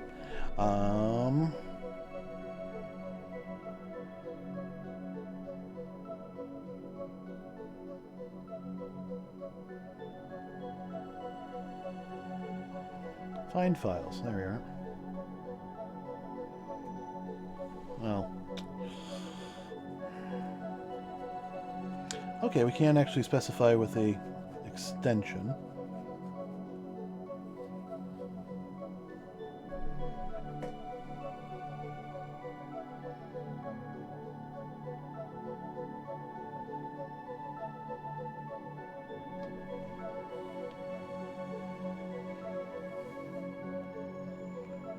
And then we can loop through again and, you know, clear out anything that doesn't have what we want. So, yay. So,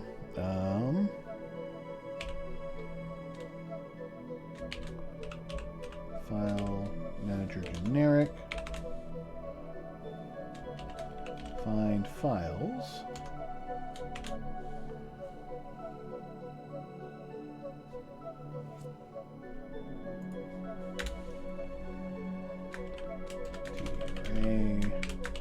String file list.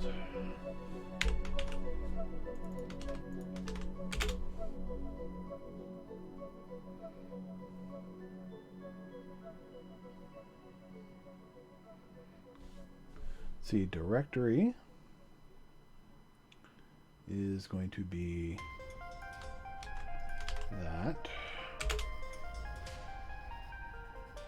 I'll probably have to prefix it. Yep, probably have to prefix it. With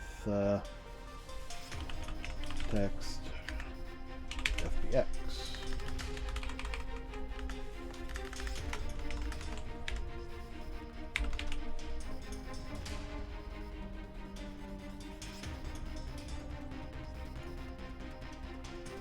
And it says returning void. Perfect.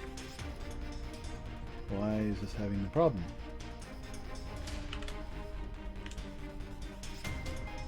Oh. F JSON serializable array. Okay. F JSON serializable array.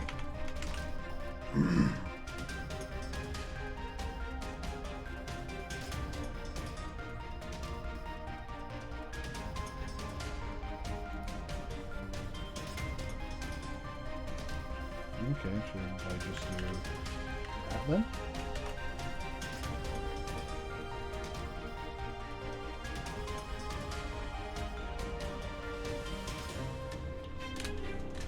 String extension equals text x.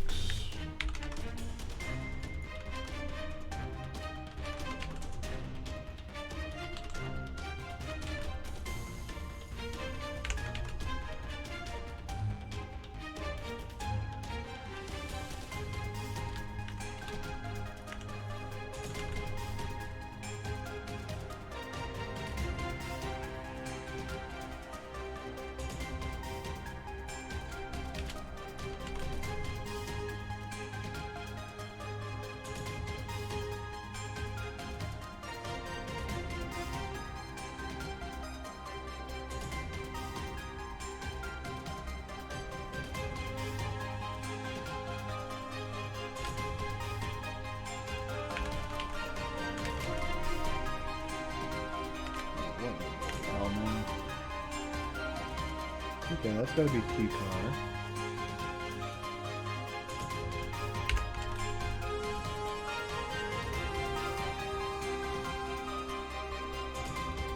And that needs a T-car, huh?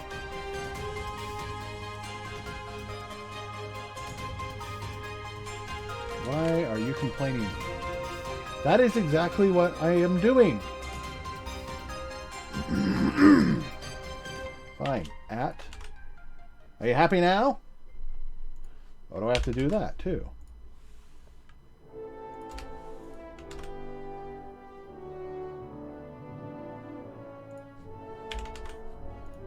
Except that should just work.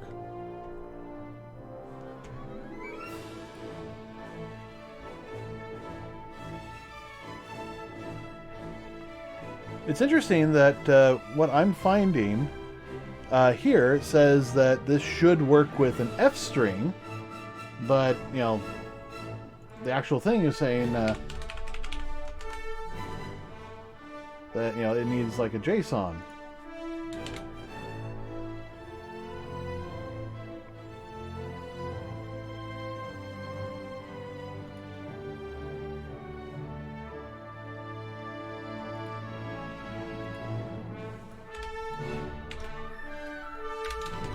I wonder if I can just skip this concern.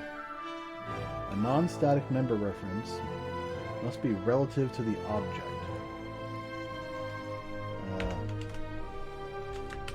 Right.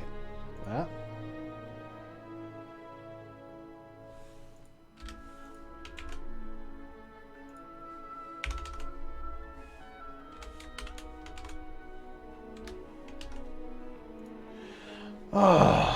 This is troublesome.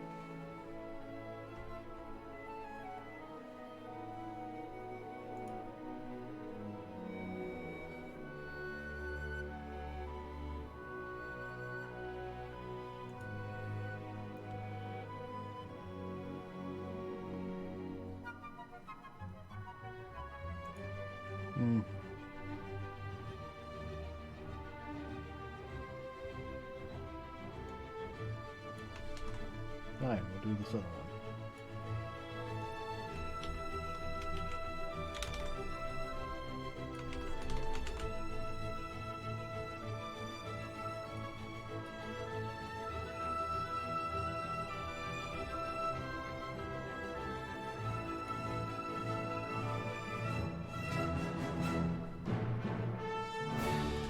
Probably don't need that then.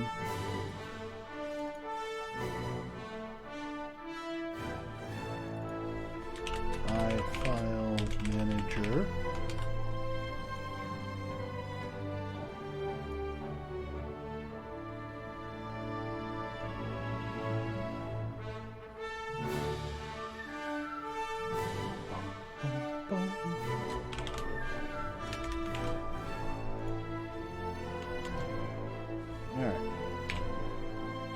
For string, no.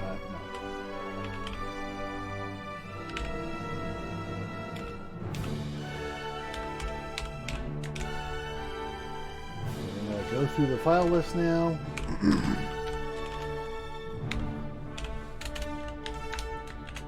And we're going to, you know, oh, finally, it's updated.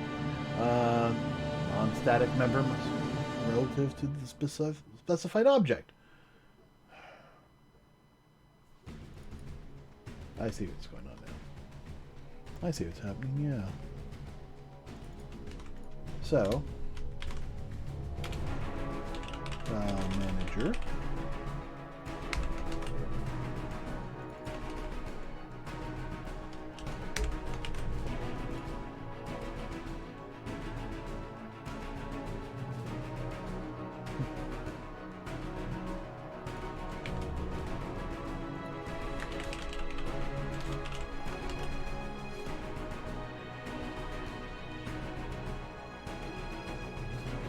Manager generic is not.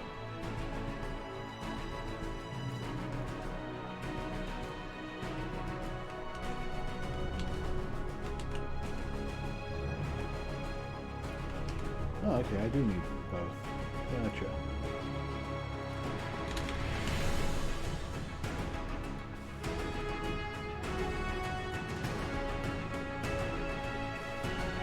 Alright, so now the file list.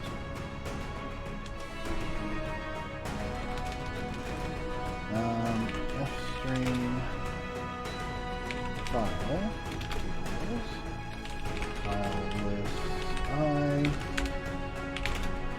if file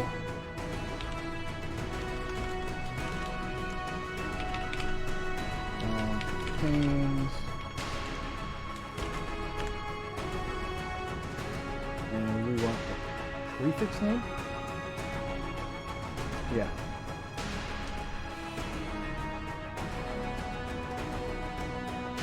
If it does not contain the prefix name,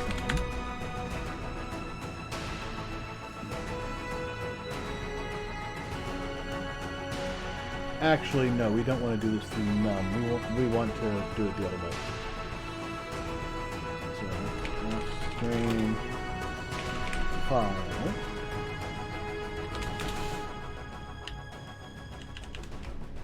File list.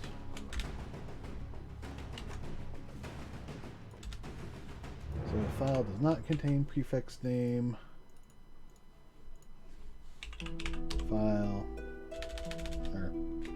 File list. Remove file.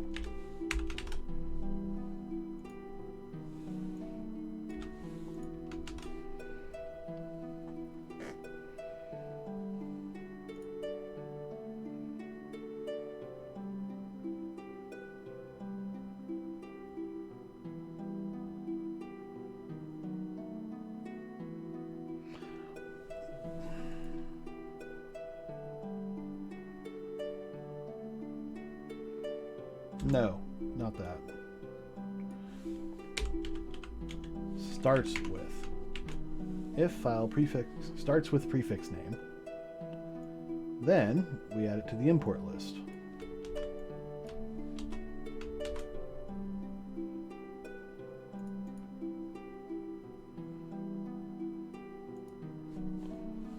All right.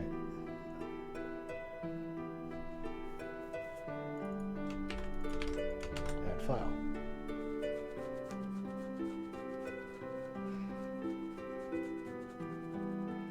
All right. Maybe this works. We'll find out. All right. Oh, we should console this.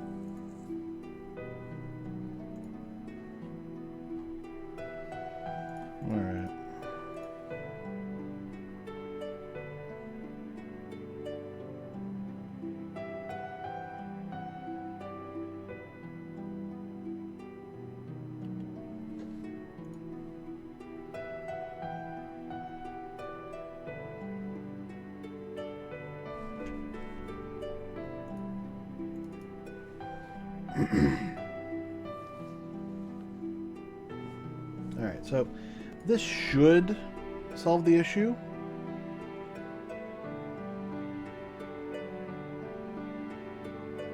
But I think likely not.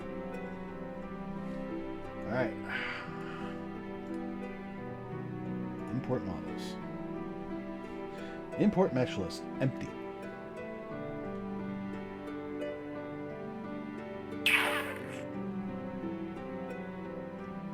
Why is it empty?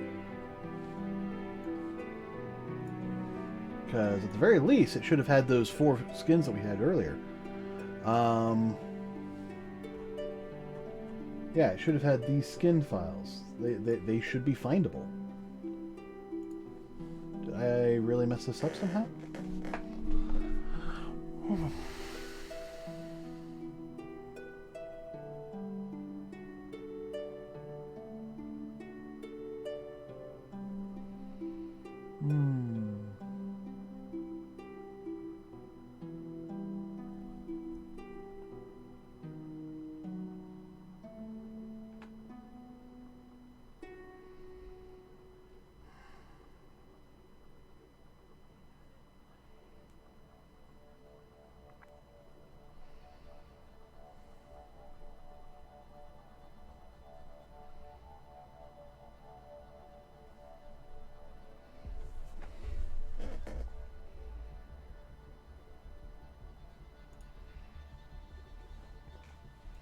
Alright, well, let's start adding some logs here.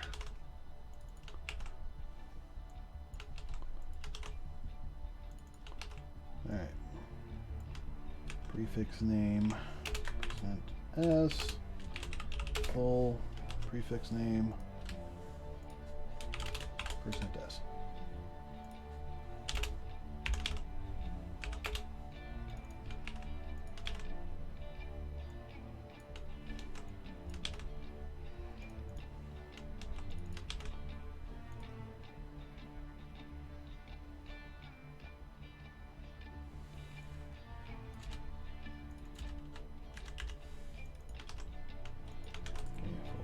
Name.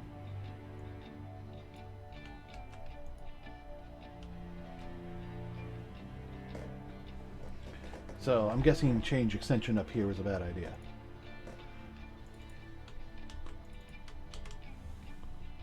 So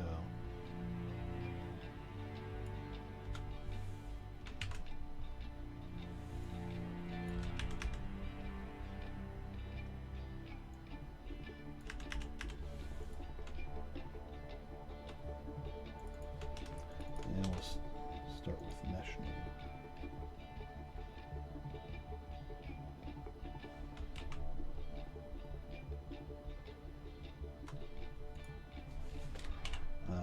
Starts with fpaths base name.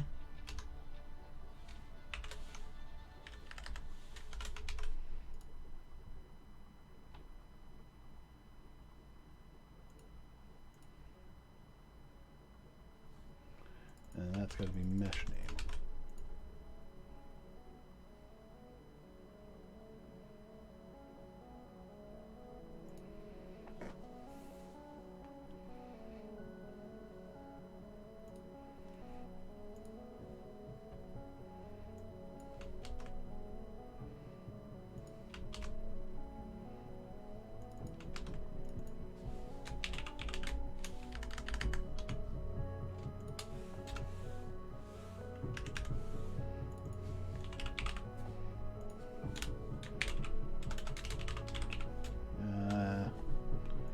Copy, paste.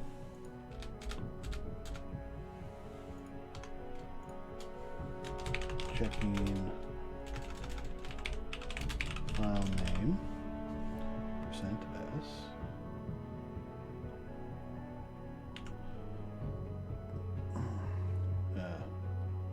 Checking files.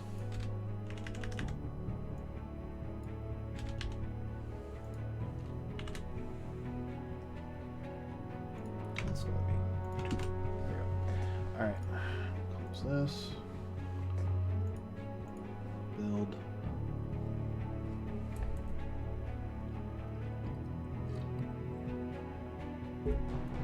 I'm willing to bet he made it easy on himself and just, imported read the DAE files and then used that. And we could probably do that, but I don't really want to set that up.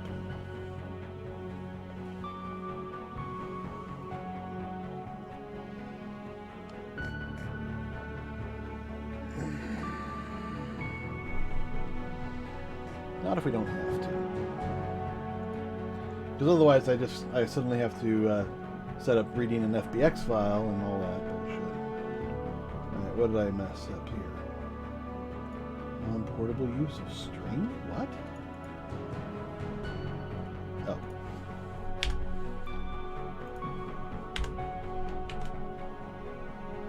What are you doing? Bad things.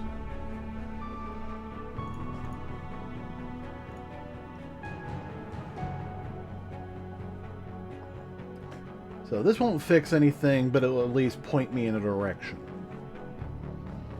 I think.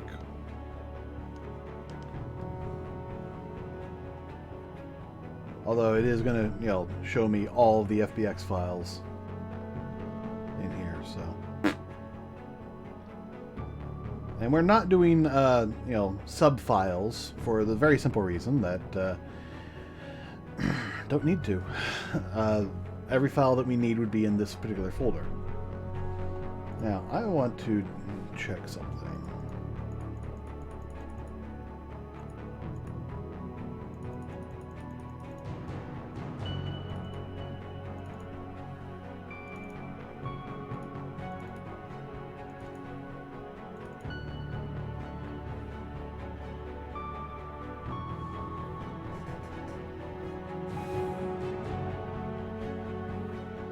Here's the problem.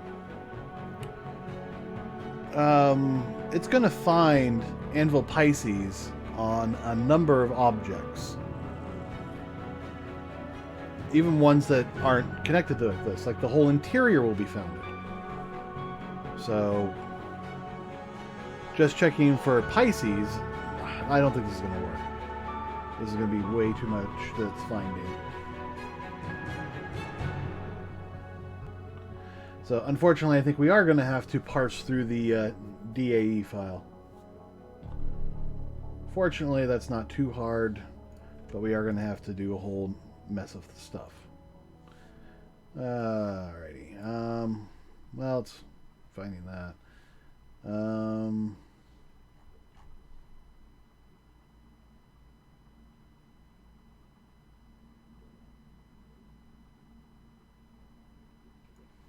Alright,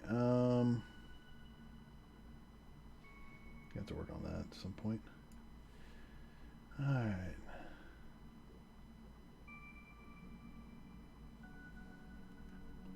Source, what?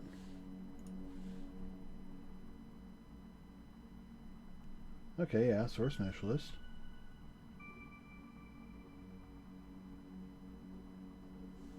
Alright.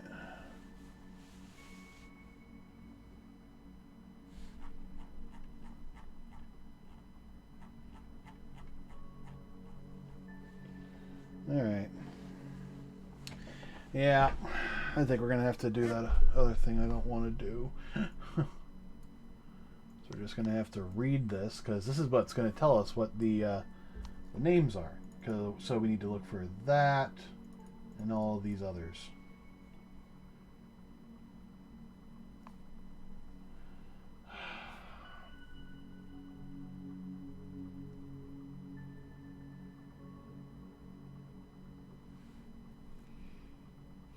Okay.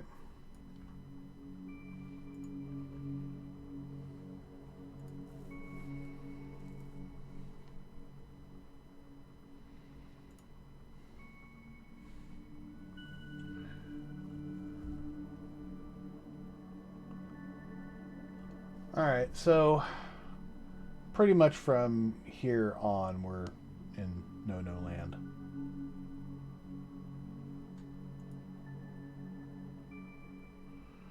So what we're going to do is just come through here and wipe this all out.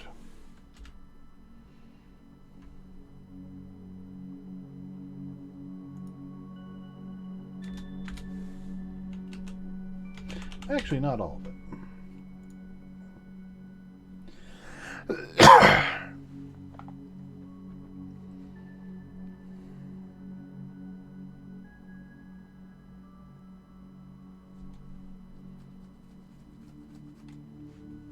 It's just I think everything after here is bad. Oh. So that's basically all no. So first thing we're going to do is we're going to look for the full FBX name. That should be easy, and that should get us pretty much everything we need for things that have one-to-one naming conventions. After this, however, we need to go through and read all of the DAE files. So now we need to look for DAEs.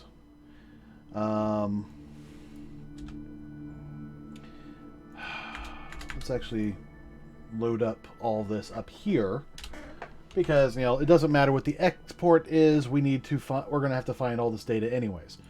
So DAE fstring DAE file equals full prefix name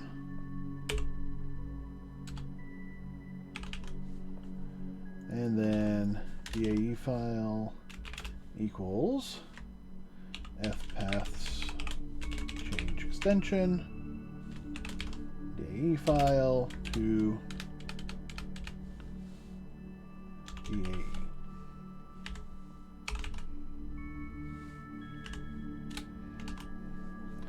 So now we should have a list of files that we can try and find. Well, we have a file that we can try and find. If not, fpaths file exists, DAE file. That's where we're going to have to pop in an error.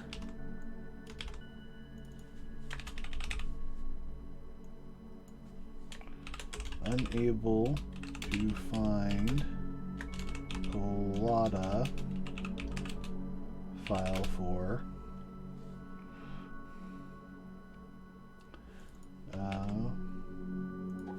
%s.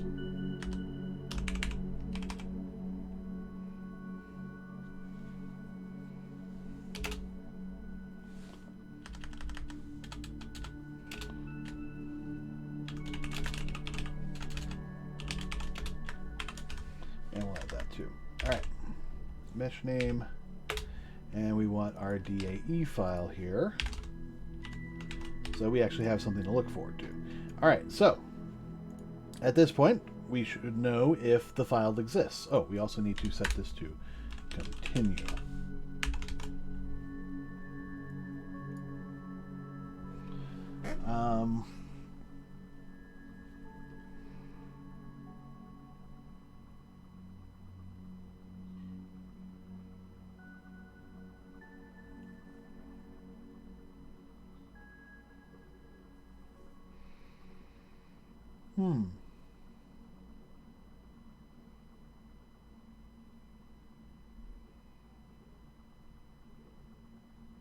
I'm trying to decide if we should continue or stop, or so nothing else gets imported,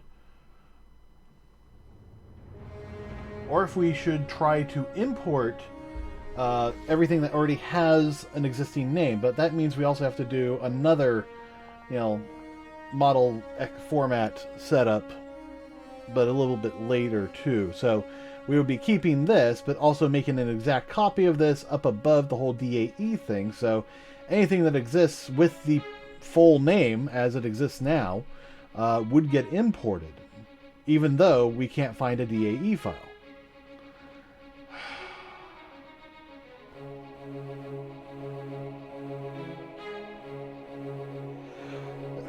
The downside is that it means there's going to be duplicate code, because we'll have to come back and find these FBX files again, but after we've looked for the DAEs. Screw it. Yeah, let's do it. So first things first, we're going to look through our model formats and determine if any of them exists in their full, state. And here we're actually not going to continue. We're not going to skip past if it fails. And down here, we're actually going to delete that for right now.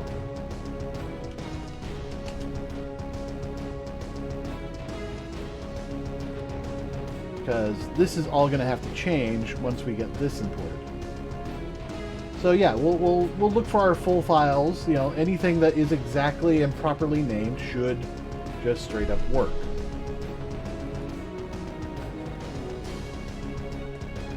And be added. So, or should we add that at the end? I'm very conflicted about all this. No, we're going to add it in proper order. If we can't find a DAE file, then we won't get the proper order.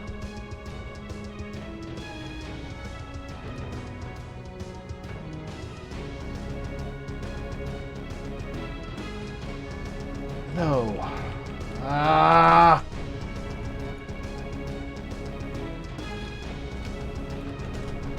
Because not all of them are going to have DAE files, although they should. Because, actually, let me check. Landing gear. Yeah, they have DAE files.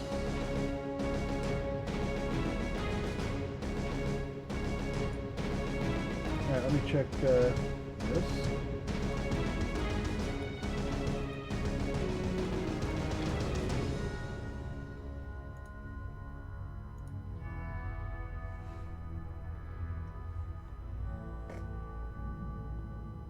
Alright, let me check this. So reason this... Okay, that has no geometries. But it does have a visual scene. What does that mean? It means it has an armature.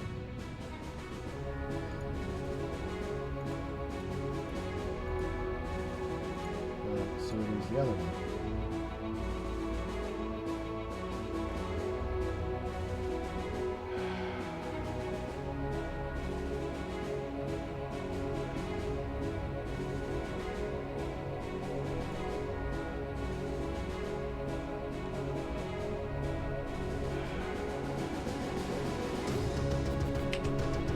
Everything has a DAE that we're going to want to import, so let's just skip all that. We need the DAEs. Even if it's just one file, or one line, we're going to do it.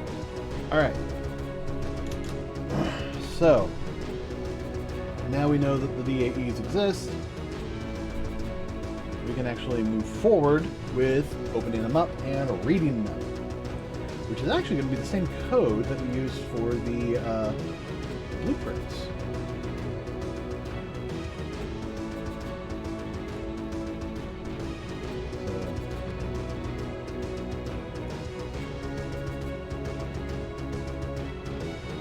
Yeah, load from JSON. Alright. I might actually want to make this a separate function that returns a JSON file or object. Or at the very least, just the names. I don't know. Do we need that? I really don't think we need that. I think we just need names. In which case, it'd be better for me just to do a one fits all kind of thing.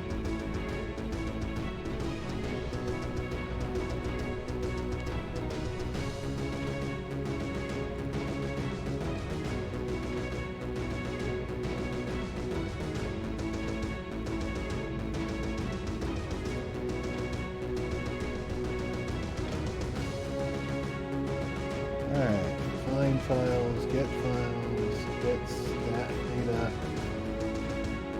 file name on disk.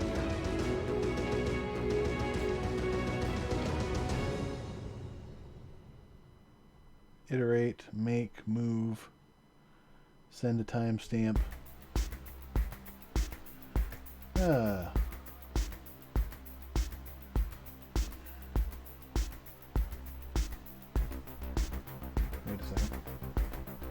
Wait a second.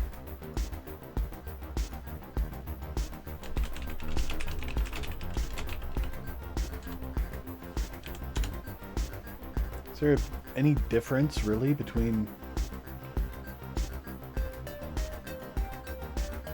I don't think there really is.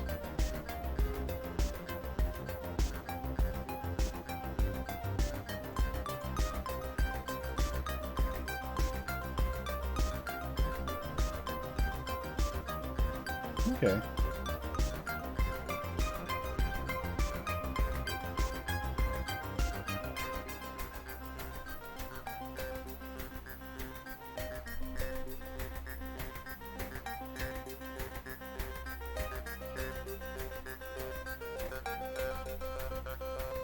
Okay, F file helper. All right.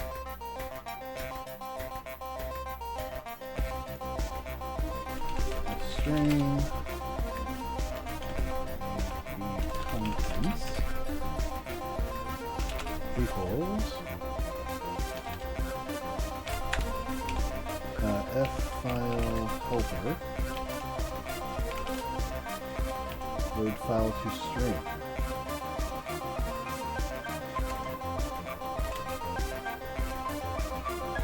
Result equals AAE contents.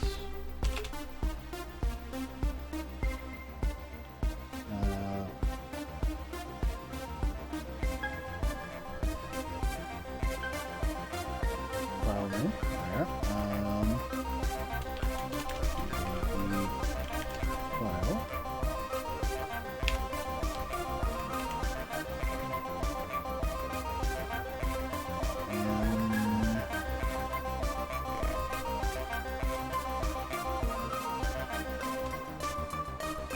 Alright, looks like that might just work. This is going to be the thing that really messes me up. And we're going to just return after this. Actually, no, we're going to hit continue. No, we're going to hit return. So, once it does the first one, we're done. Let's set this as a warning. No, I want this as a log. It's going to be too big. Alright. DAE contents.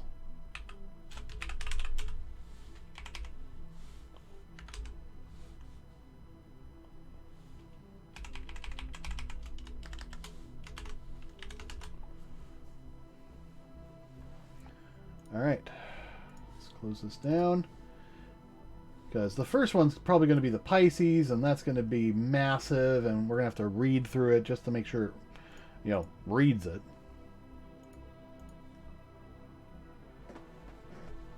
That's assuming it finds it at all. Oh, I hope it does.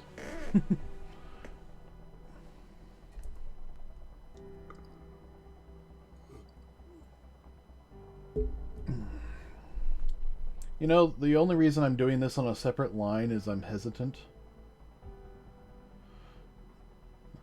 Does it actually change it?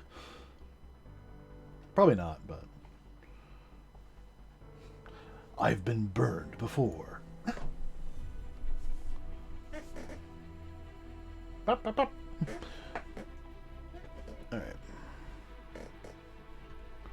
So once I have this in the string, I can convert it to a JSON pretty easily, and then we can just go through what we need. Dun, dun, dun, dun, dun, dun, dun, dun, dun.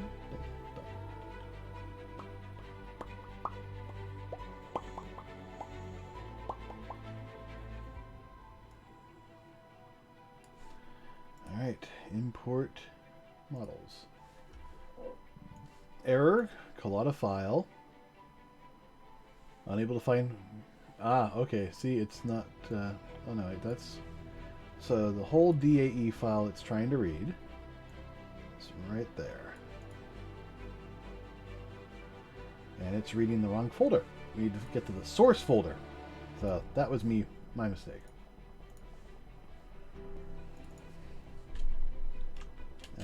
Source. Data directory. StarFab data directory. There you go.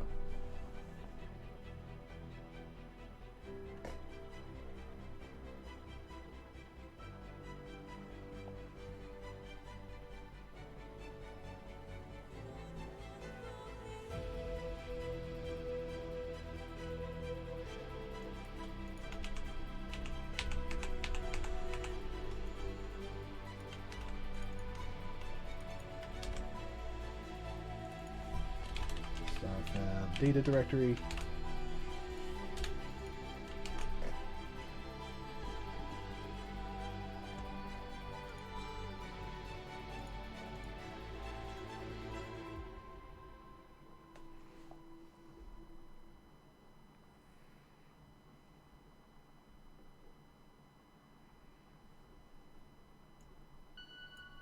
Should probably change this to full mesh name. Full model name.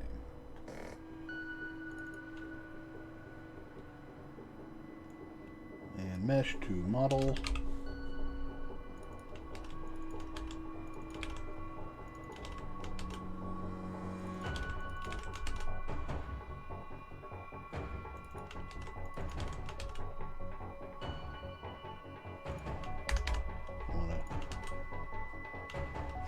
No, it doesn't make a difference. I just want it updated. The clearer we can be with our code, the less confusing it's going to be later.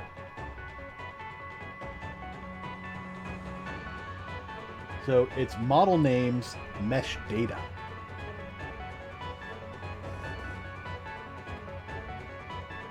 I mean, I could probably rename these from DAE to Collada.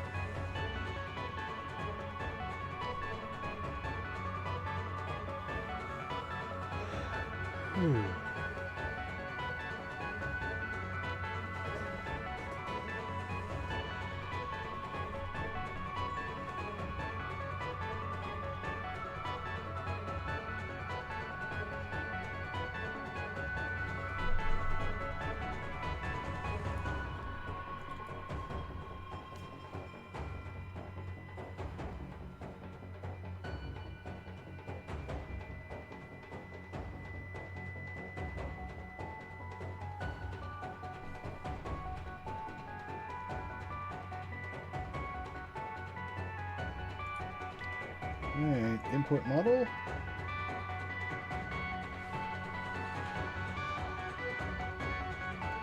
Well, good news. It actually imported. And we're seeing the whole of the Collada.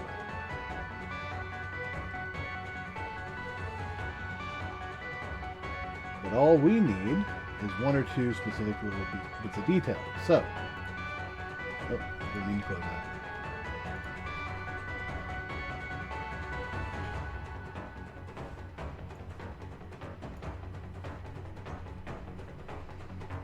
The good news is, we know for certain now that it's grabbing the correct file.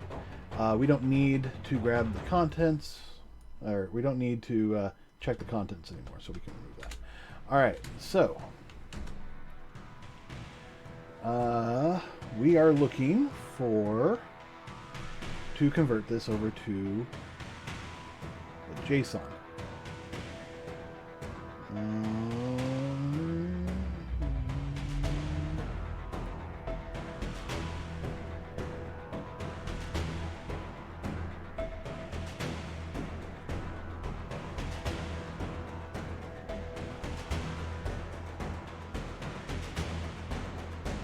Right from JSON, this is what we need. Alright, so we have this data, so now we need to now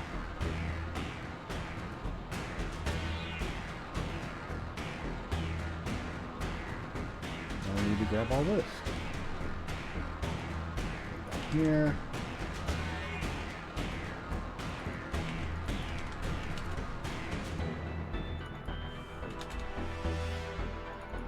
Now let's continue.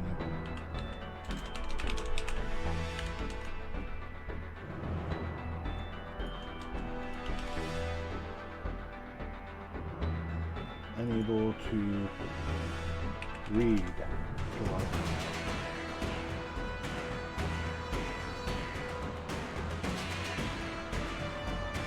Read the contents of a lot of files.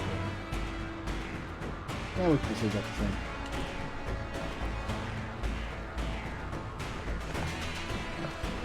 Alright, so now we have our object. So now we can actually go through and grab the data we need. Specifically, we are looking for, let me close this down. We got to go to the libraries. So let's see. JSON object. Try get get array field, maybe.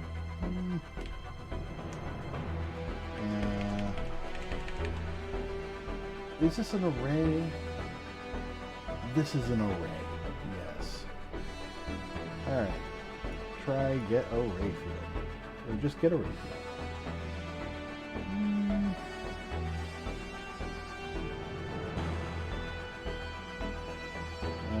Try get array field. There we are. Actually, this looks more like an object field.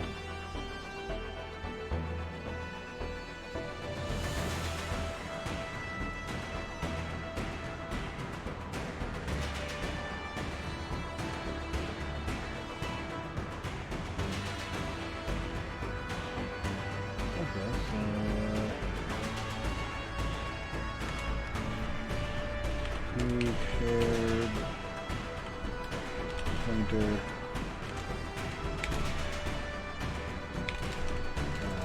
no.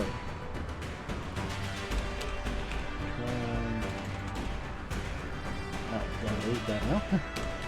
Try and get object field. T shared pointer FJSON object array. It's an array.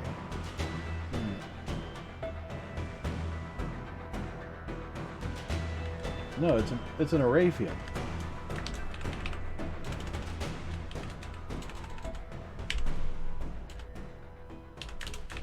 Try get array field. There we are. Field name will be libraries geometries.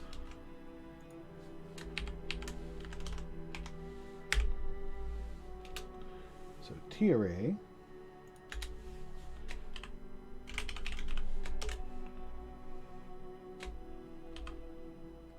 T shared pointer, I believe. T JSON value.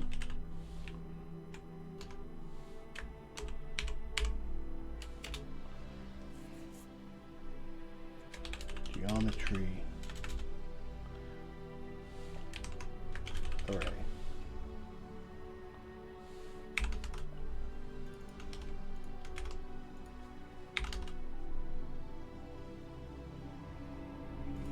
Oh, did I have one too many there? All right.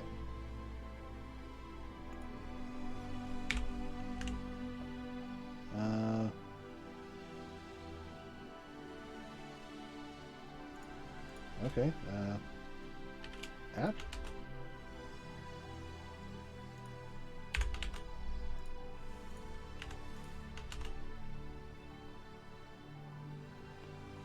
Okay. If not,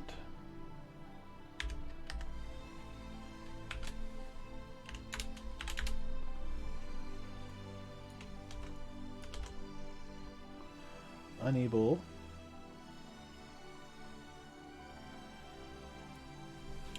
to get the library geometries for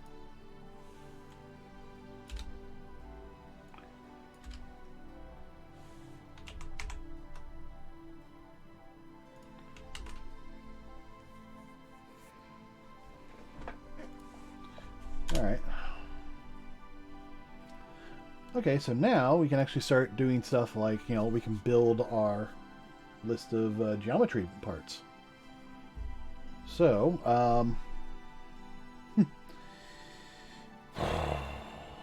another array.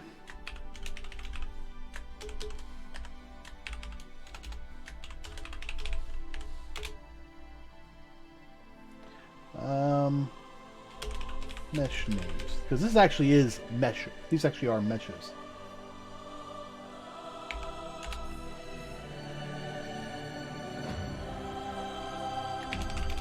All right, so for JSON for f JSON f t shared pointer f JSON value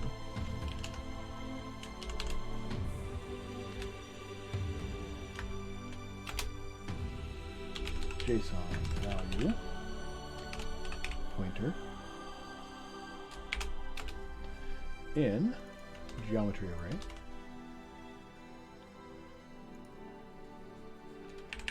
Alright. If geometry array num is less than or equal to 0, continue. And we're going to do this one silently. This actually might be just a log.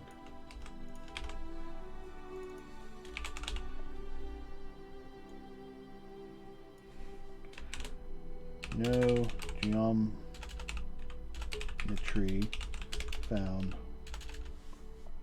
for, and then the DA file. Yeah.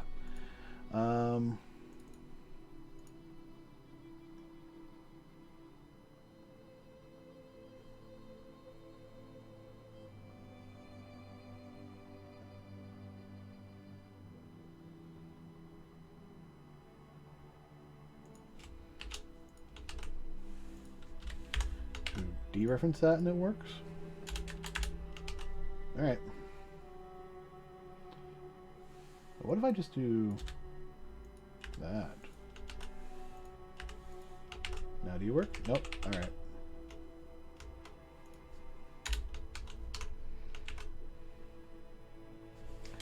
F string propose name name equals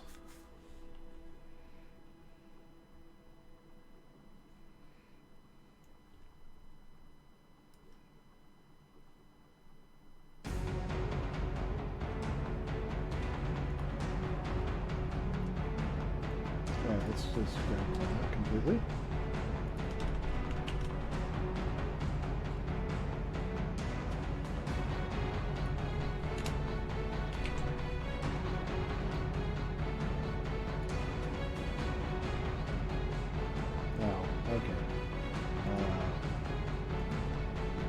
Mesh name's going to be the last one we do. So, f string path equals that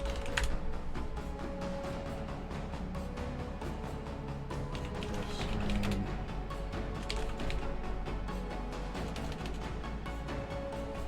test name. Well, no. Actually, wait. Am I ready for this? Yeah. Okay. So we need to get the. Okay. So geo name equals JSON pointer value get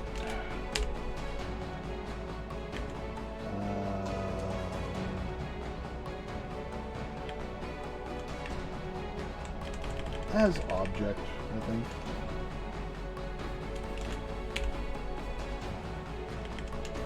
Get.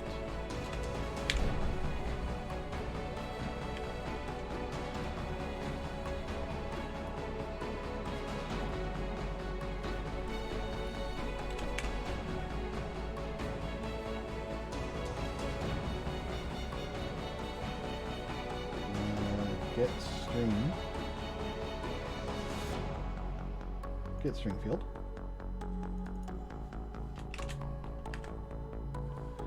Name.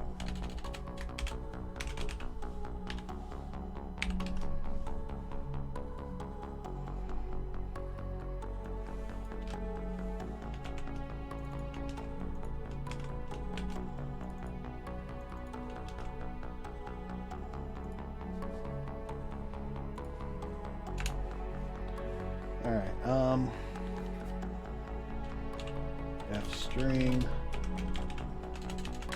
base mesh base model name equals f paths get base name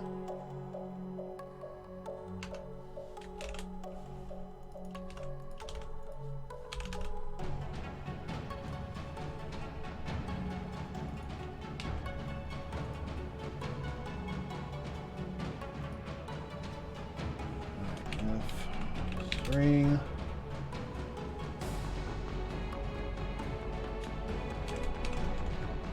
model name equals base model name pen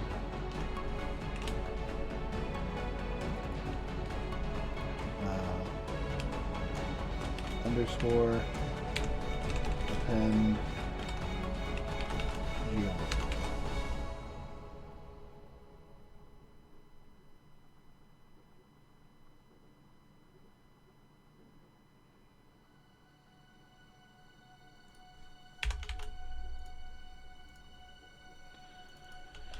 All right.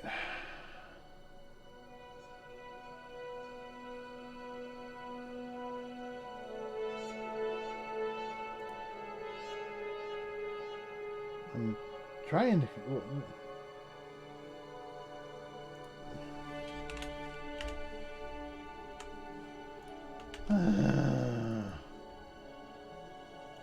Why is this having a problem now? I don't know.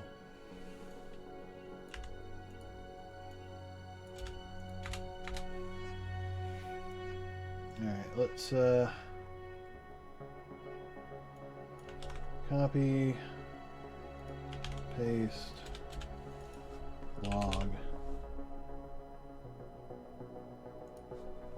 It has to be capital. Alright. Mesh name.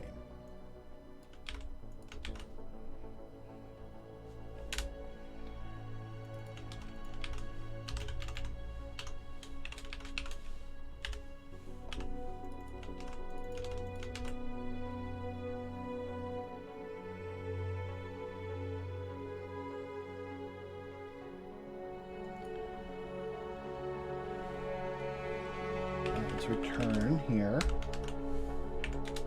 No point in doing all the files until we know for certain that, you know, we're getting good values. Alright, let's return. Let's build. Ugh.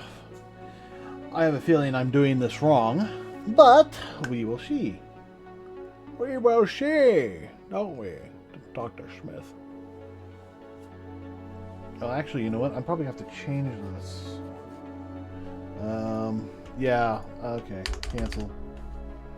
We're reading this wrong.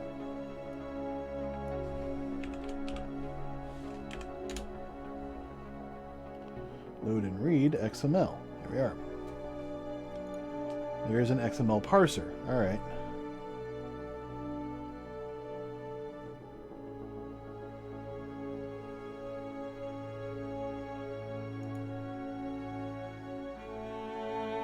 Alright, well, we gotta add a new module. Not surprised, honestly.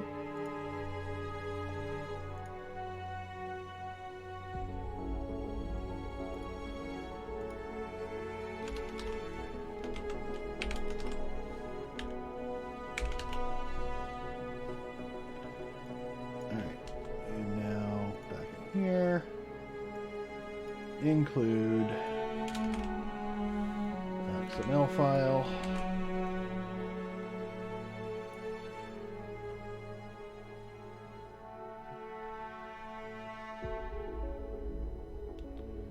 All right.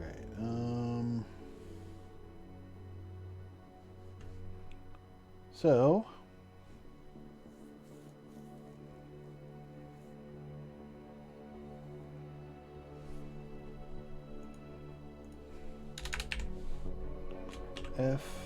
XML file XML DAE contents.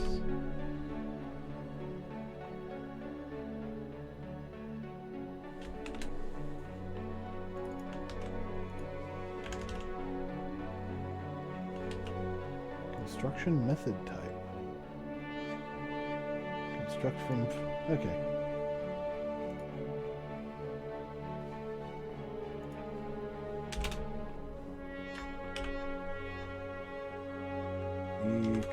Construction method type. Or construction method.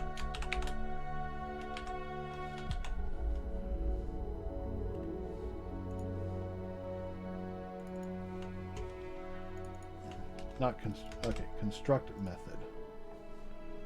And then construct from file.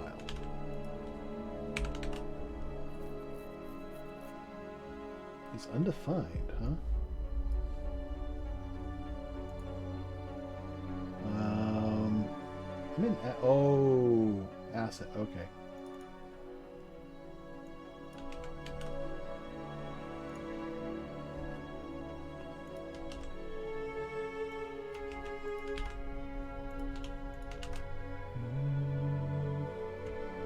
There we go. Now it should be able to include it.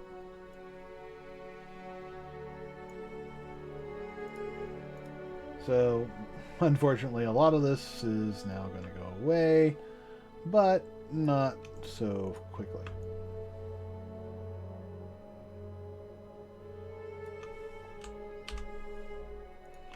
We're going to hold on to it, and you know, we'll still at some point get here. We'll just have to change up some of these things, but we still need to do all this. Just now we're going to have XML file to deal with.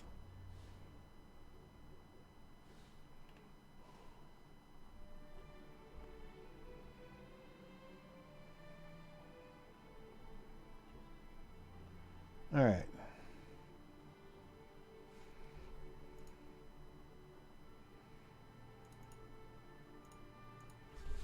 Okay, change this to file contents. And let's see. fxml node.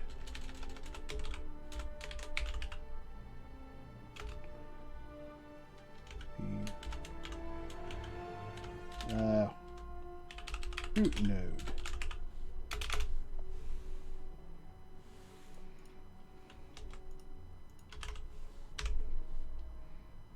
Get root node. All right.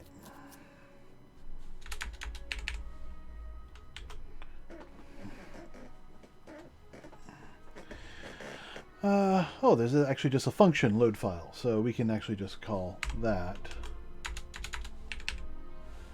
And then,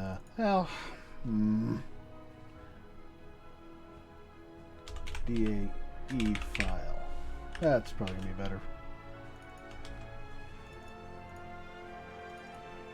No. DAE XML file. Or content. DAE. Contents. That is accurate, because that's what we're doing. Load file. Path is going to be that, with construction type being that.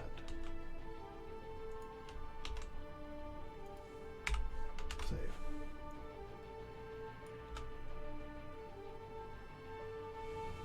Alright, so if not that,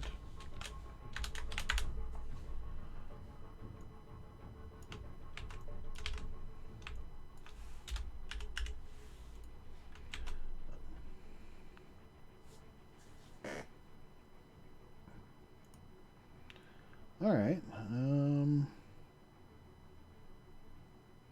What about get root node? Okay. Yeah, either way you do it, returns the root node. Interesting, that does it two different ways. All right.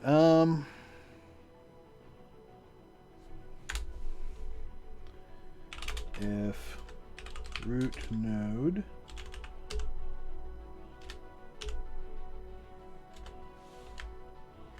Oh, maybe just not. Or equals null. I don't know. Returns the root node. Null pointer if no file loaded. Alright. If equals null pointer.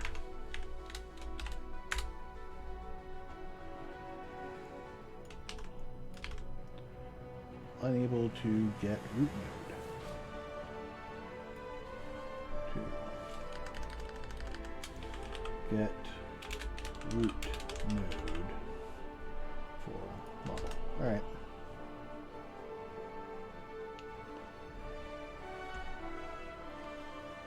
Oop. Undo, undo, undo, undo. Where? Reload, reload, reopen. There we go. Yeah, back up. And now we go to the XML parsers. Yes. Include XML node. We are absolutely going to need that. Surprised it still hasn't found the XML file.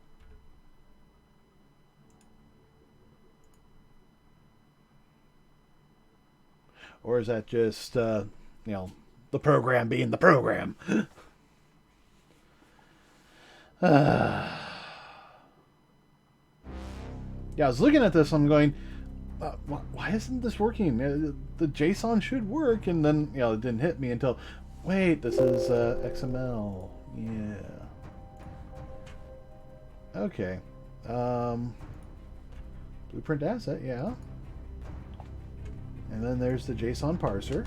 Yeah. You know what? Let's fix that.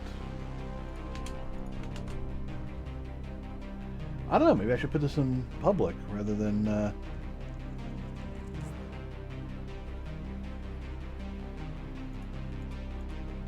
Alright, what I'm going to do is I'm just going to tell it to compile. And it'll probably crash and give us all sorts of problems, and this is definitely going to give us a problem. Just comment that out for a moment. Let's just build it. Hopefully it will rediscover XML.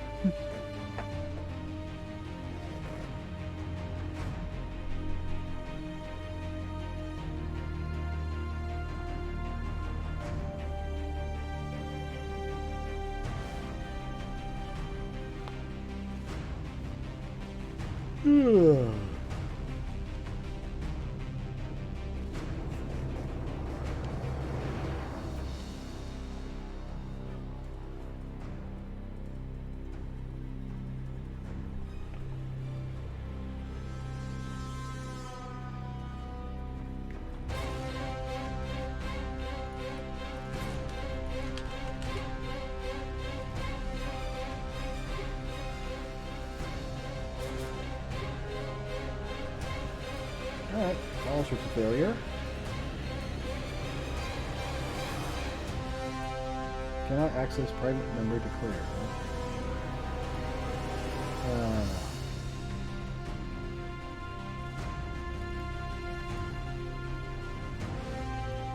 Alright.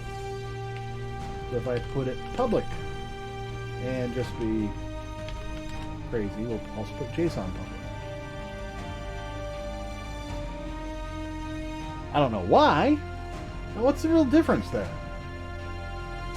For what I'm using it for.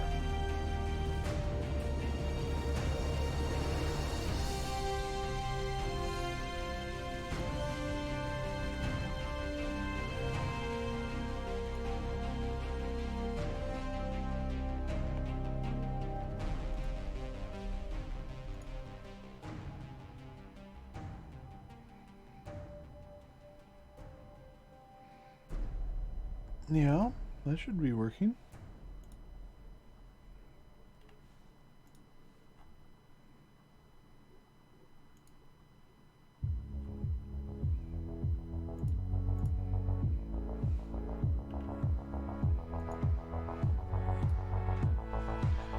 Okay. Try again.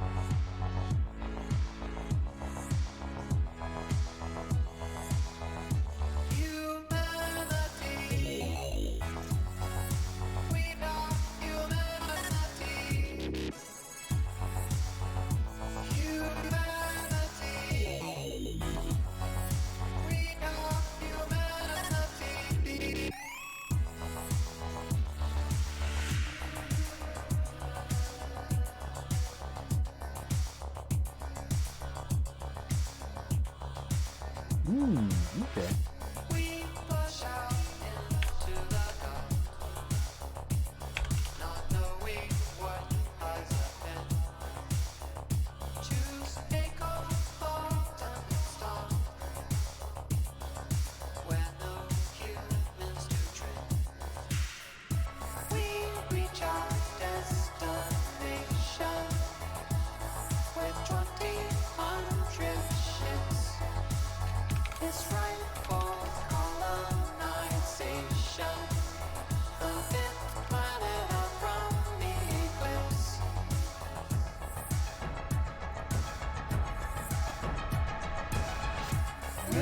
It crashes.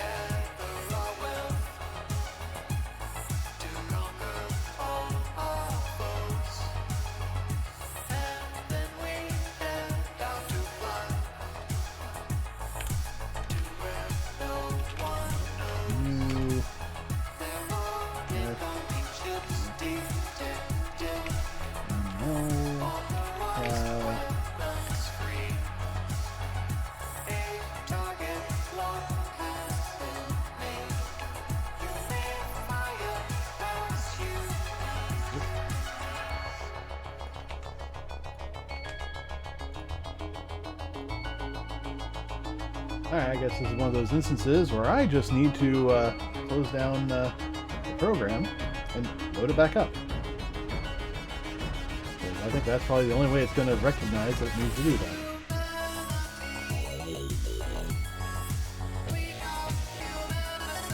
It's supposed to be over here, not over there.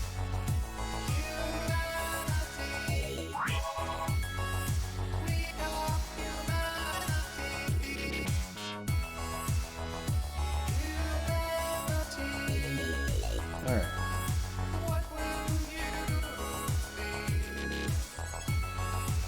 Let's see if this recognizes what I'm doing now.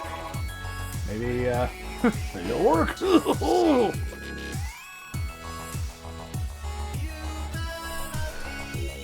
I think I need to actually change this back.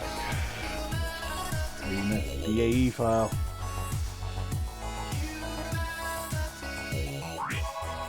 The contents, and then we need to get the root node from there.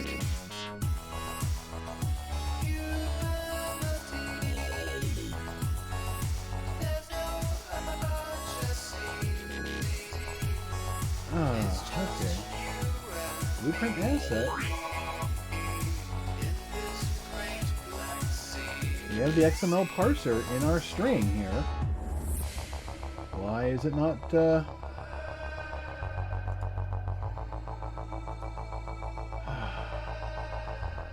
is it not being able to include those?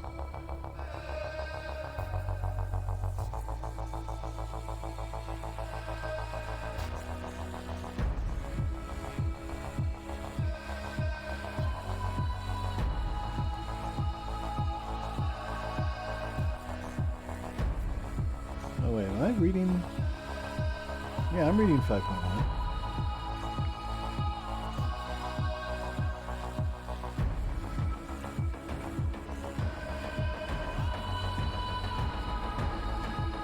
Yeah, I have that in there.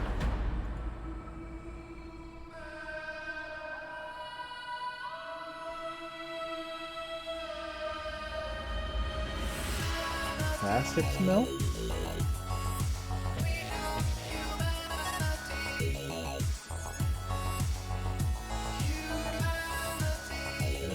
Okay, so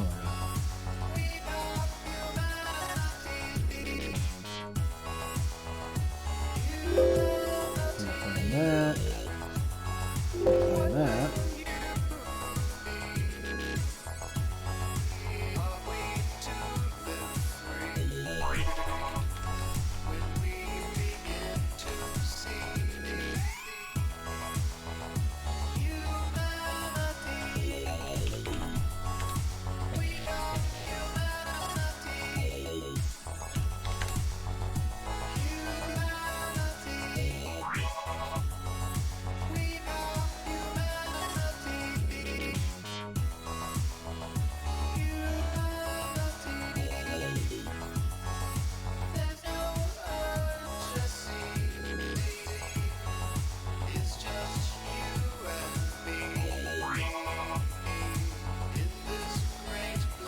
Oh, okay.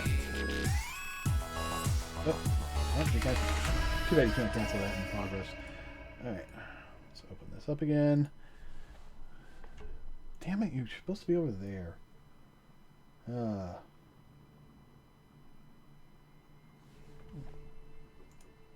Okay, so it turns out that when you make changes to the, those things, you need to rebuild your project. So, doing that.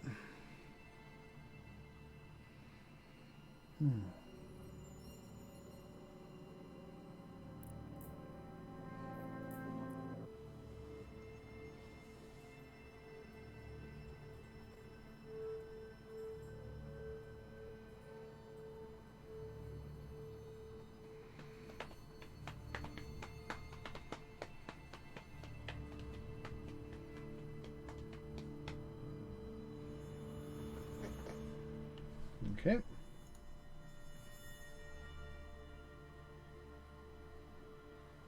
So now it should find the XML stuff.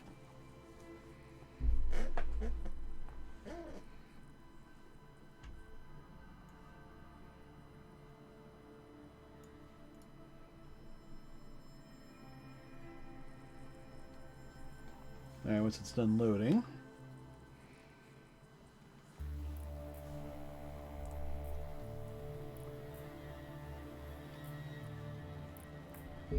It's actually interesting.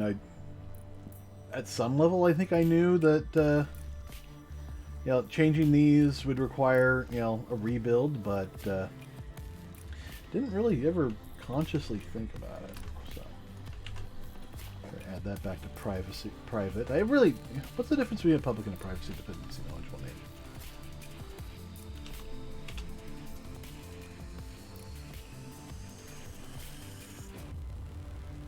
Modules. Alright, modules or blocks. Okay, can I switch this up and have it? There are the building blocks of Unreal Engine.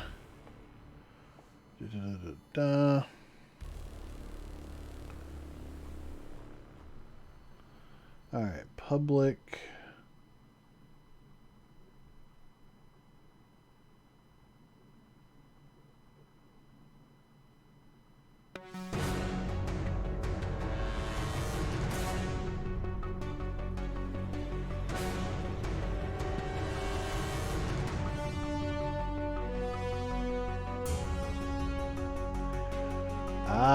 Okay.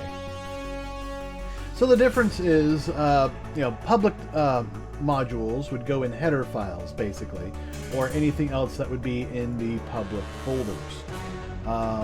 While things in private are anything inside these private folders. So it depends on where you're putting stuff.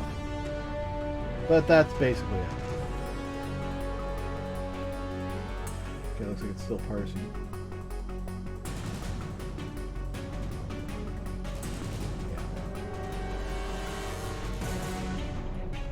Probably does find this now. No? That's a little disappointing. Not gonna lie. Attribute depreciated, not applied.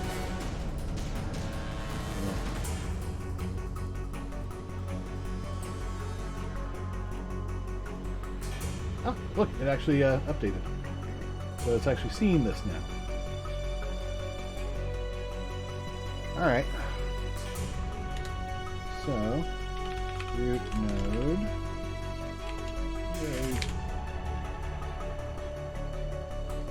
Find child node.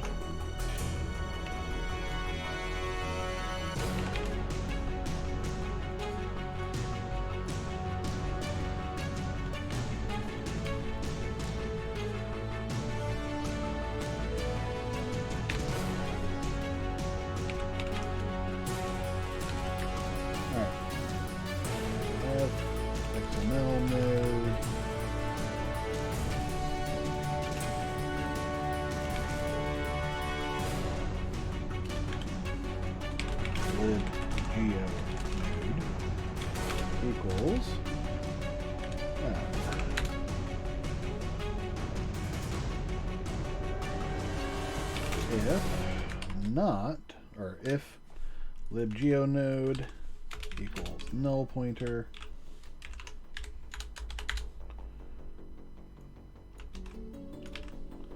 I think I already had something like that. Yeah. Unable to find geometries. So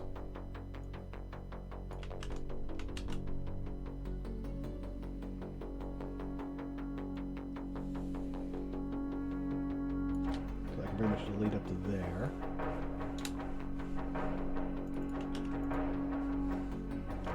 Okay, oh, no, cancel. No, not quite ready yet.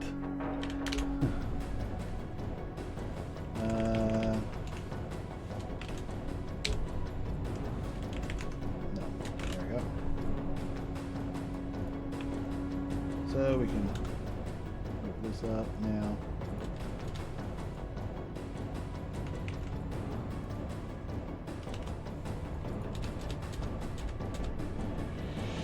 Alright. New geometry found. Which means now we're down here.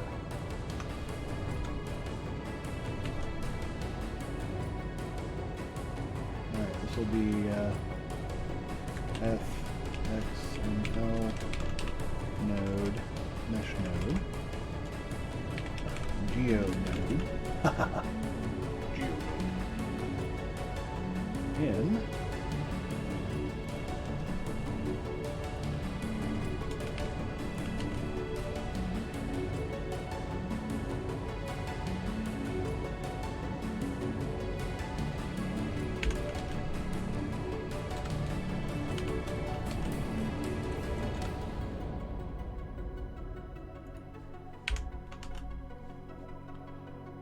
all right.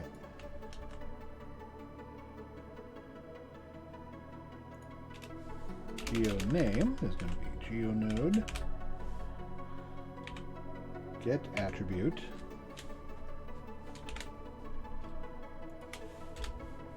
name. All right, there we go. See, wasn't that hard. Just had to get the correct, stuff in here. All right, now let's build it and see where we're at. Hopefully it will go through and give us the final mesh names, which should be the full path name plus Anvil Pisces plus body or whatever the geometry mesh name happens to be, which theoretically should match any model that we have in our model list, which if I come back here should match everything in here. So if we go to ships, Anvil, Pisces, we should find an exact match for everything here. Like, Anvil, Pisces, L gear, FL door A. Yep, I see one. Yep, right there.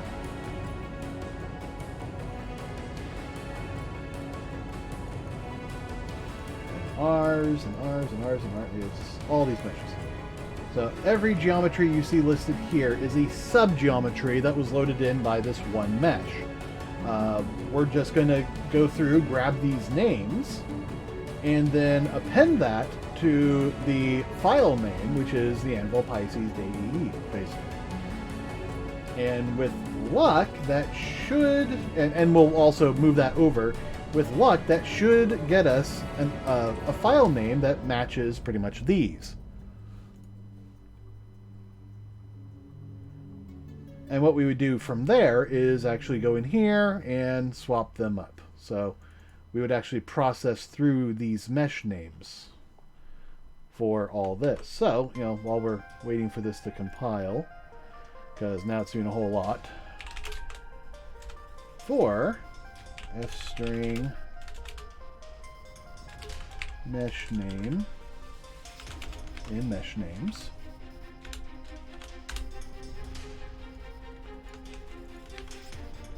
if just had an error. Model name hides previous model name. Okay. Geo model name.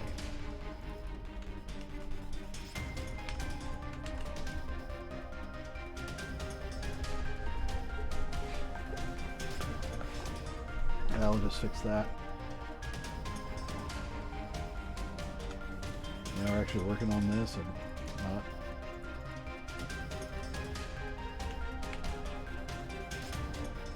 I'm not persuaded. Alright, mesh name.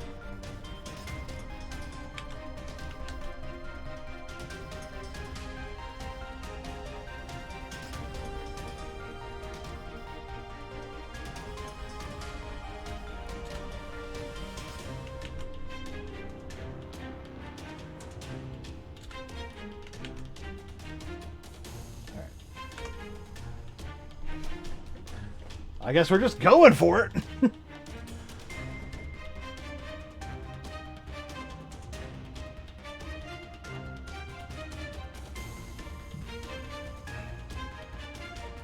And the fact that I'm keeping this concept in my mind is actually pretty useful, especially when we go to other formats. I mean, maybe we want to do something other than FBX, but FBX is pretty much the only thing Unreal Engine imports right now. At least that Blender exports.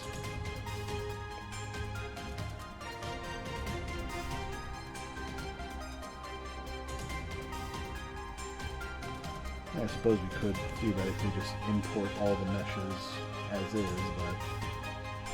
but there's always some trickery, and you know, might have to change things up depending on things like, you know, we might need to do glass.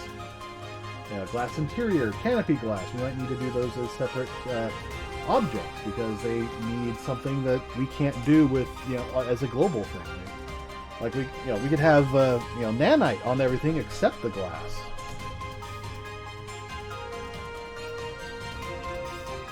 All right. Now let's bring this over here. Import models.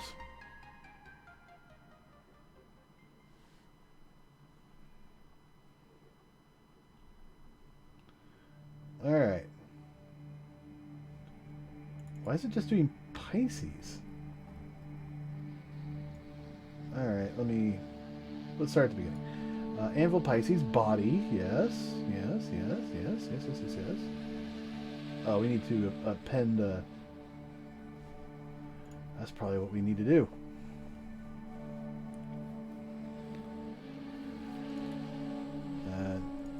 Geo name. Append.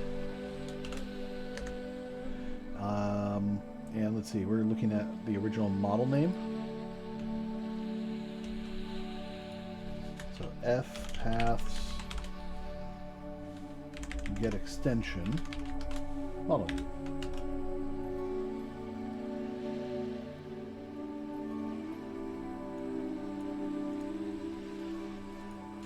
And does that include the dot?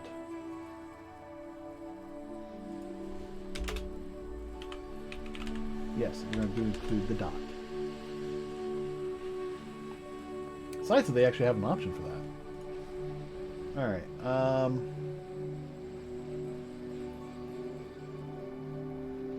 the good news is it looks like Anvil Pisces body under panels left. That does look like Anvil Pisces body under panels left. Yeah. That matches perfectly. We just gotta get the extension on there so the extensions will work. So I think that's part of the problem.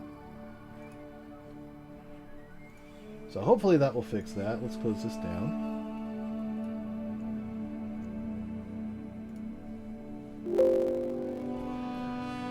Alright,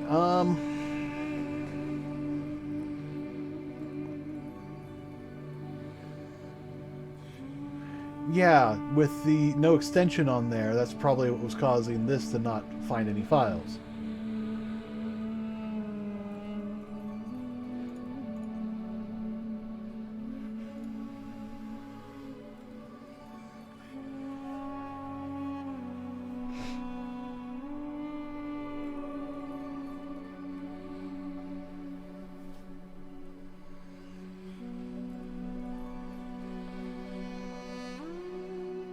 I am going to say that once we once we're at this point, I'm actually confident that we could easily import the FBX files, because at this point we'll have our complete list of files that actually exist, and we can actually just tell it to import. The downside to that is, I gotta, pretty much invoke the FBX importer, which means we might have to actually set up some FBX import options, or we could just try and let the user deal with it. It's the user's issue. Although there's probably a way to easily supplant my own overrides on that. Alright. Import models. Import mesh list is empty. Alright, no geometry found.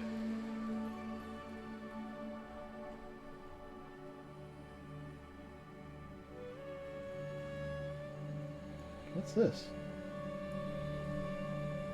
Oh, okay. I'm looking at this and I'm like, why are we getting all these mesh names and stuff? And it just hit me that that's what the outputs are.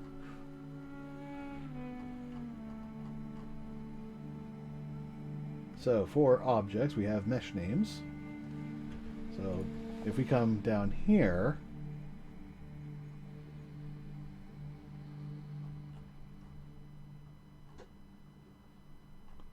no?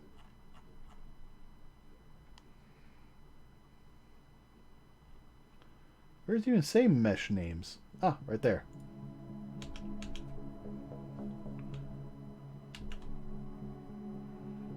Yeah, if we do that with a double.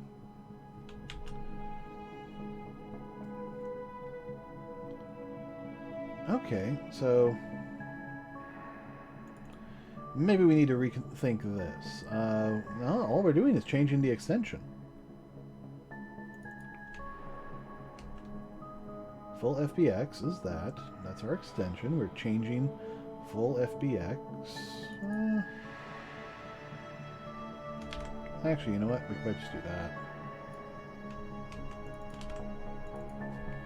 Quite frankly, if we just do FBX.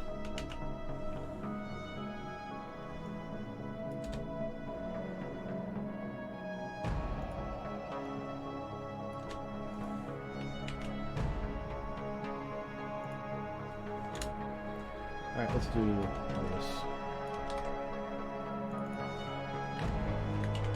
X mesh name.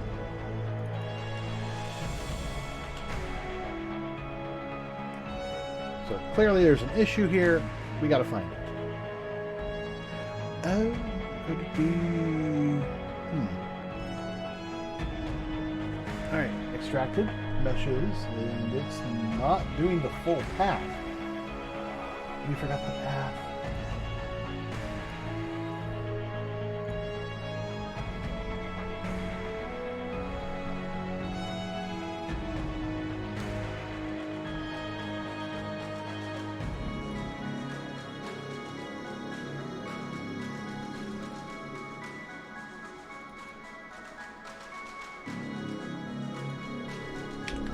Fortunately, we can just kind of plop this in here.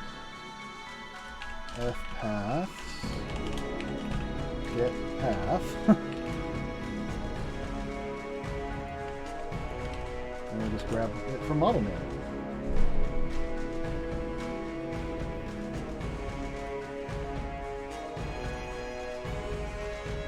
So we probably don't need that now.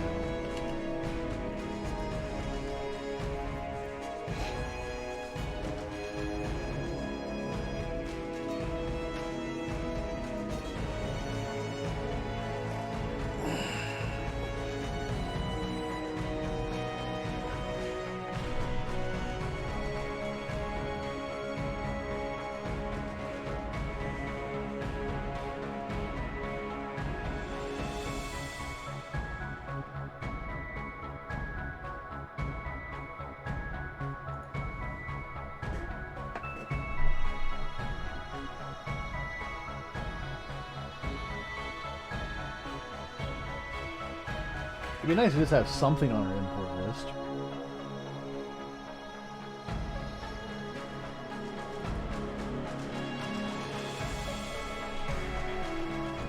Actually, if we got the import list to work, I would actually be very happy and say that we're pretty much there. Because after this, it's just programming the what's it? The FBX factory to import the models.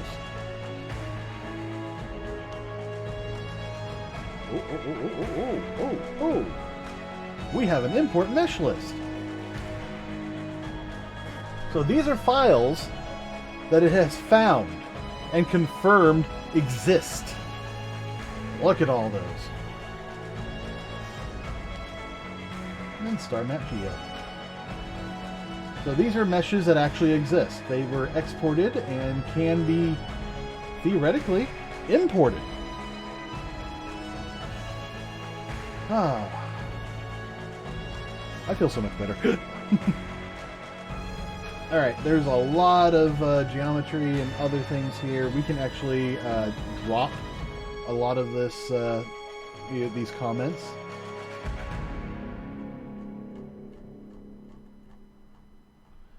But this is very good. This is good stuff. Alrighty. So, let's remove a lot of these things that we don't need. Actually, do we remove them or do we comment them out? Because something might happen. We might need to comment them back then.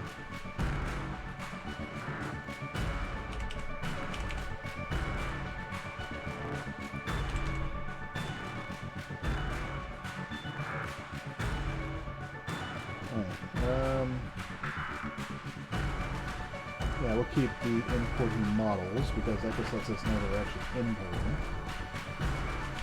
And we're going to leave that for right now. Alright, anything I can remove safely?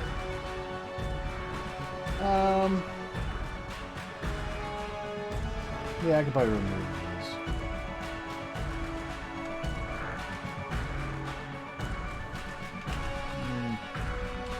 No, I'm gonna keep that, just in case. Yeah, keep that. Nope, I think that's it.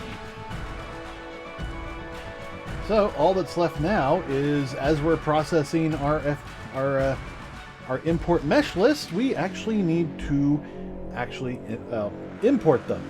So we're at that stage. I didn't expect this to be a two-part episode, but hopefully it is, and hopefully we'll be able to branch off next time and actually do the materials, because I think we need to be able to get materials in before we build the actually import the meshes. So we might stop here with meshes and actually jump forward, do the materials, and then come back. The materials don't have to be perfect, and we can regenerate them. We just have to be able to get them to generate the proper names at the proper locations, and then we can connect them up to the FBX files.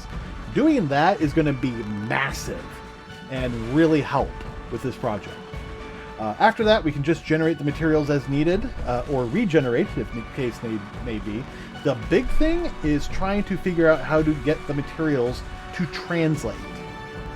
That's going to be the hard part, especially if we want to try and do a 1-to-1 ratio, which is not technically possible. Because, at least with the character meshes, their materials and textures go over the limit of what Unreal Engine can support. So, yeah. Gonna have to work on that. But, all that's gonna be later. Next time we're gonna work on, I think next time we're gonna work on materials. That's going to be it for tonight. I wish you all a wonderful evening. Hope you'll come by and visit us sometime.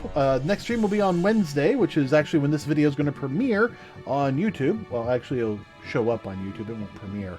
I don't do premieres very much anymore. Mostly because people think I'm actually there to type and respond, and I'm not. It's not a live stream, guys. I just premiere stuff sometimes. And I'm fickle about what I want to premiere and what I don't. Usually I just upload it. That's it. So yeah, Wednesday, when this video goes live, that will be the next stream day. There's also going to be Friday, and then there's Saturday, Sunday, Monday. It's my schedule. If I don't have to stream if I can't stream for some reason, check out my Mastodon. There should be a link down below, and if not, there's a Twitter link down below that should take you to a tweet that shows you where my Mastodon account is. I'll try to update for put Mastodon everywhere. I know on YouTube there is now a Mastodon link down below, so go do that. If anybody wants to be on a different social network that's not owned by a Chinese government, hit me up on that.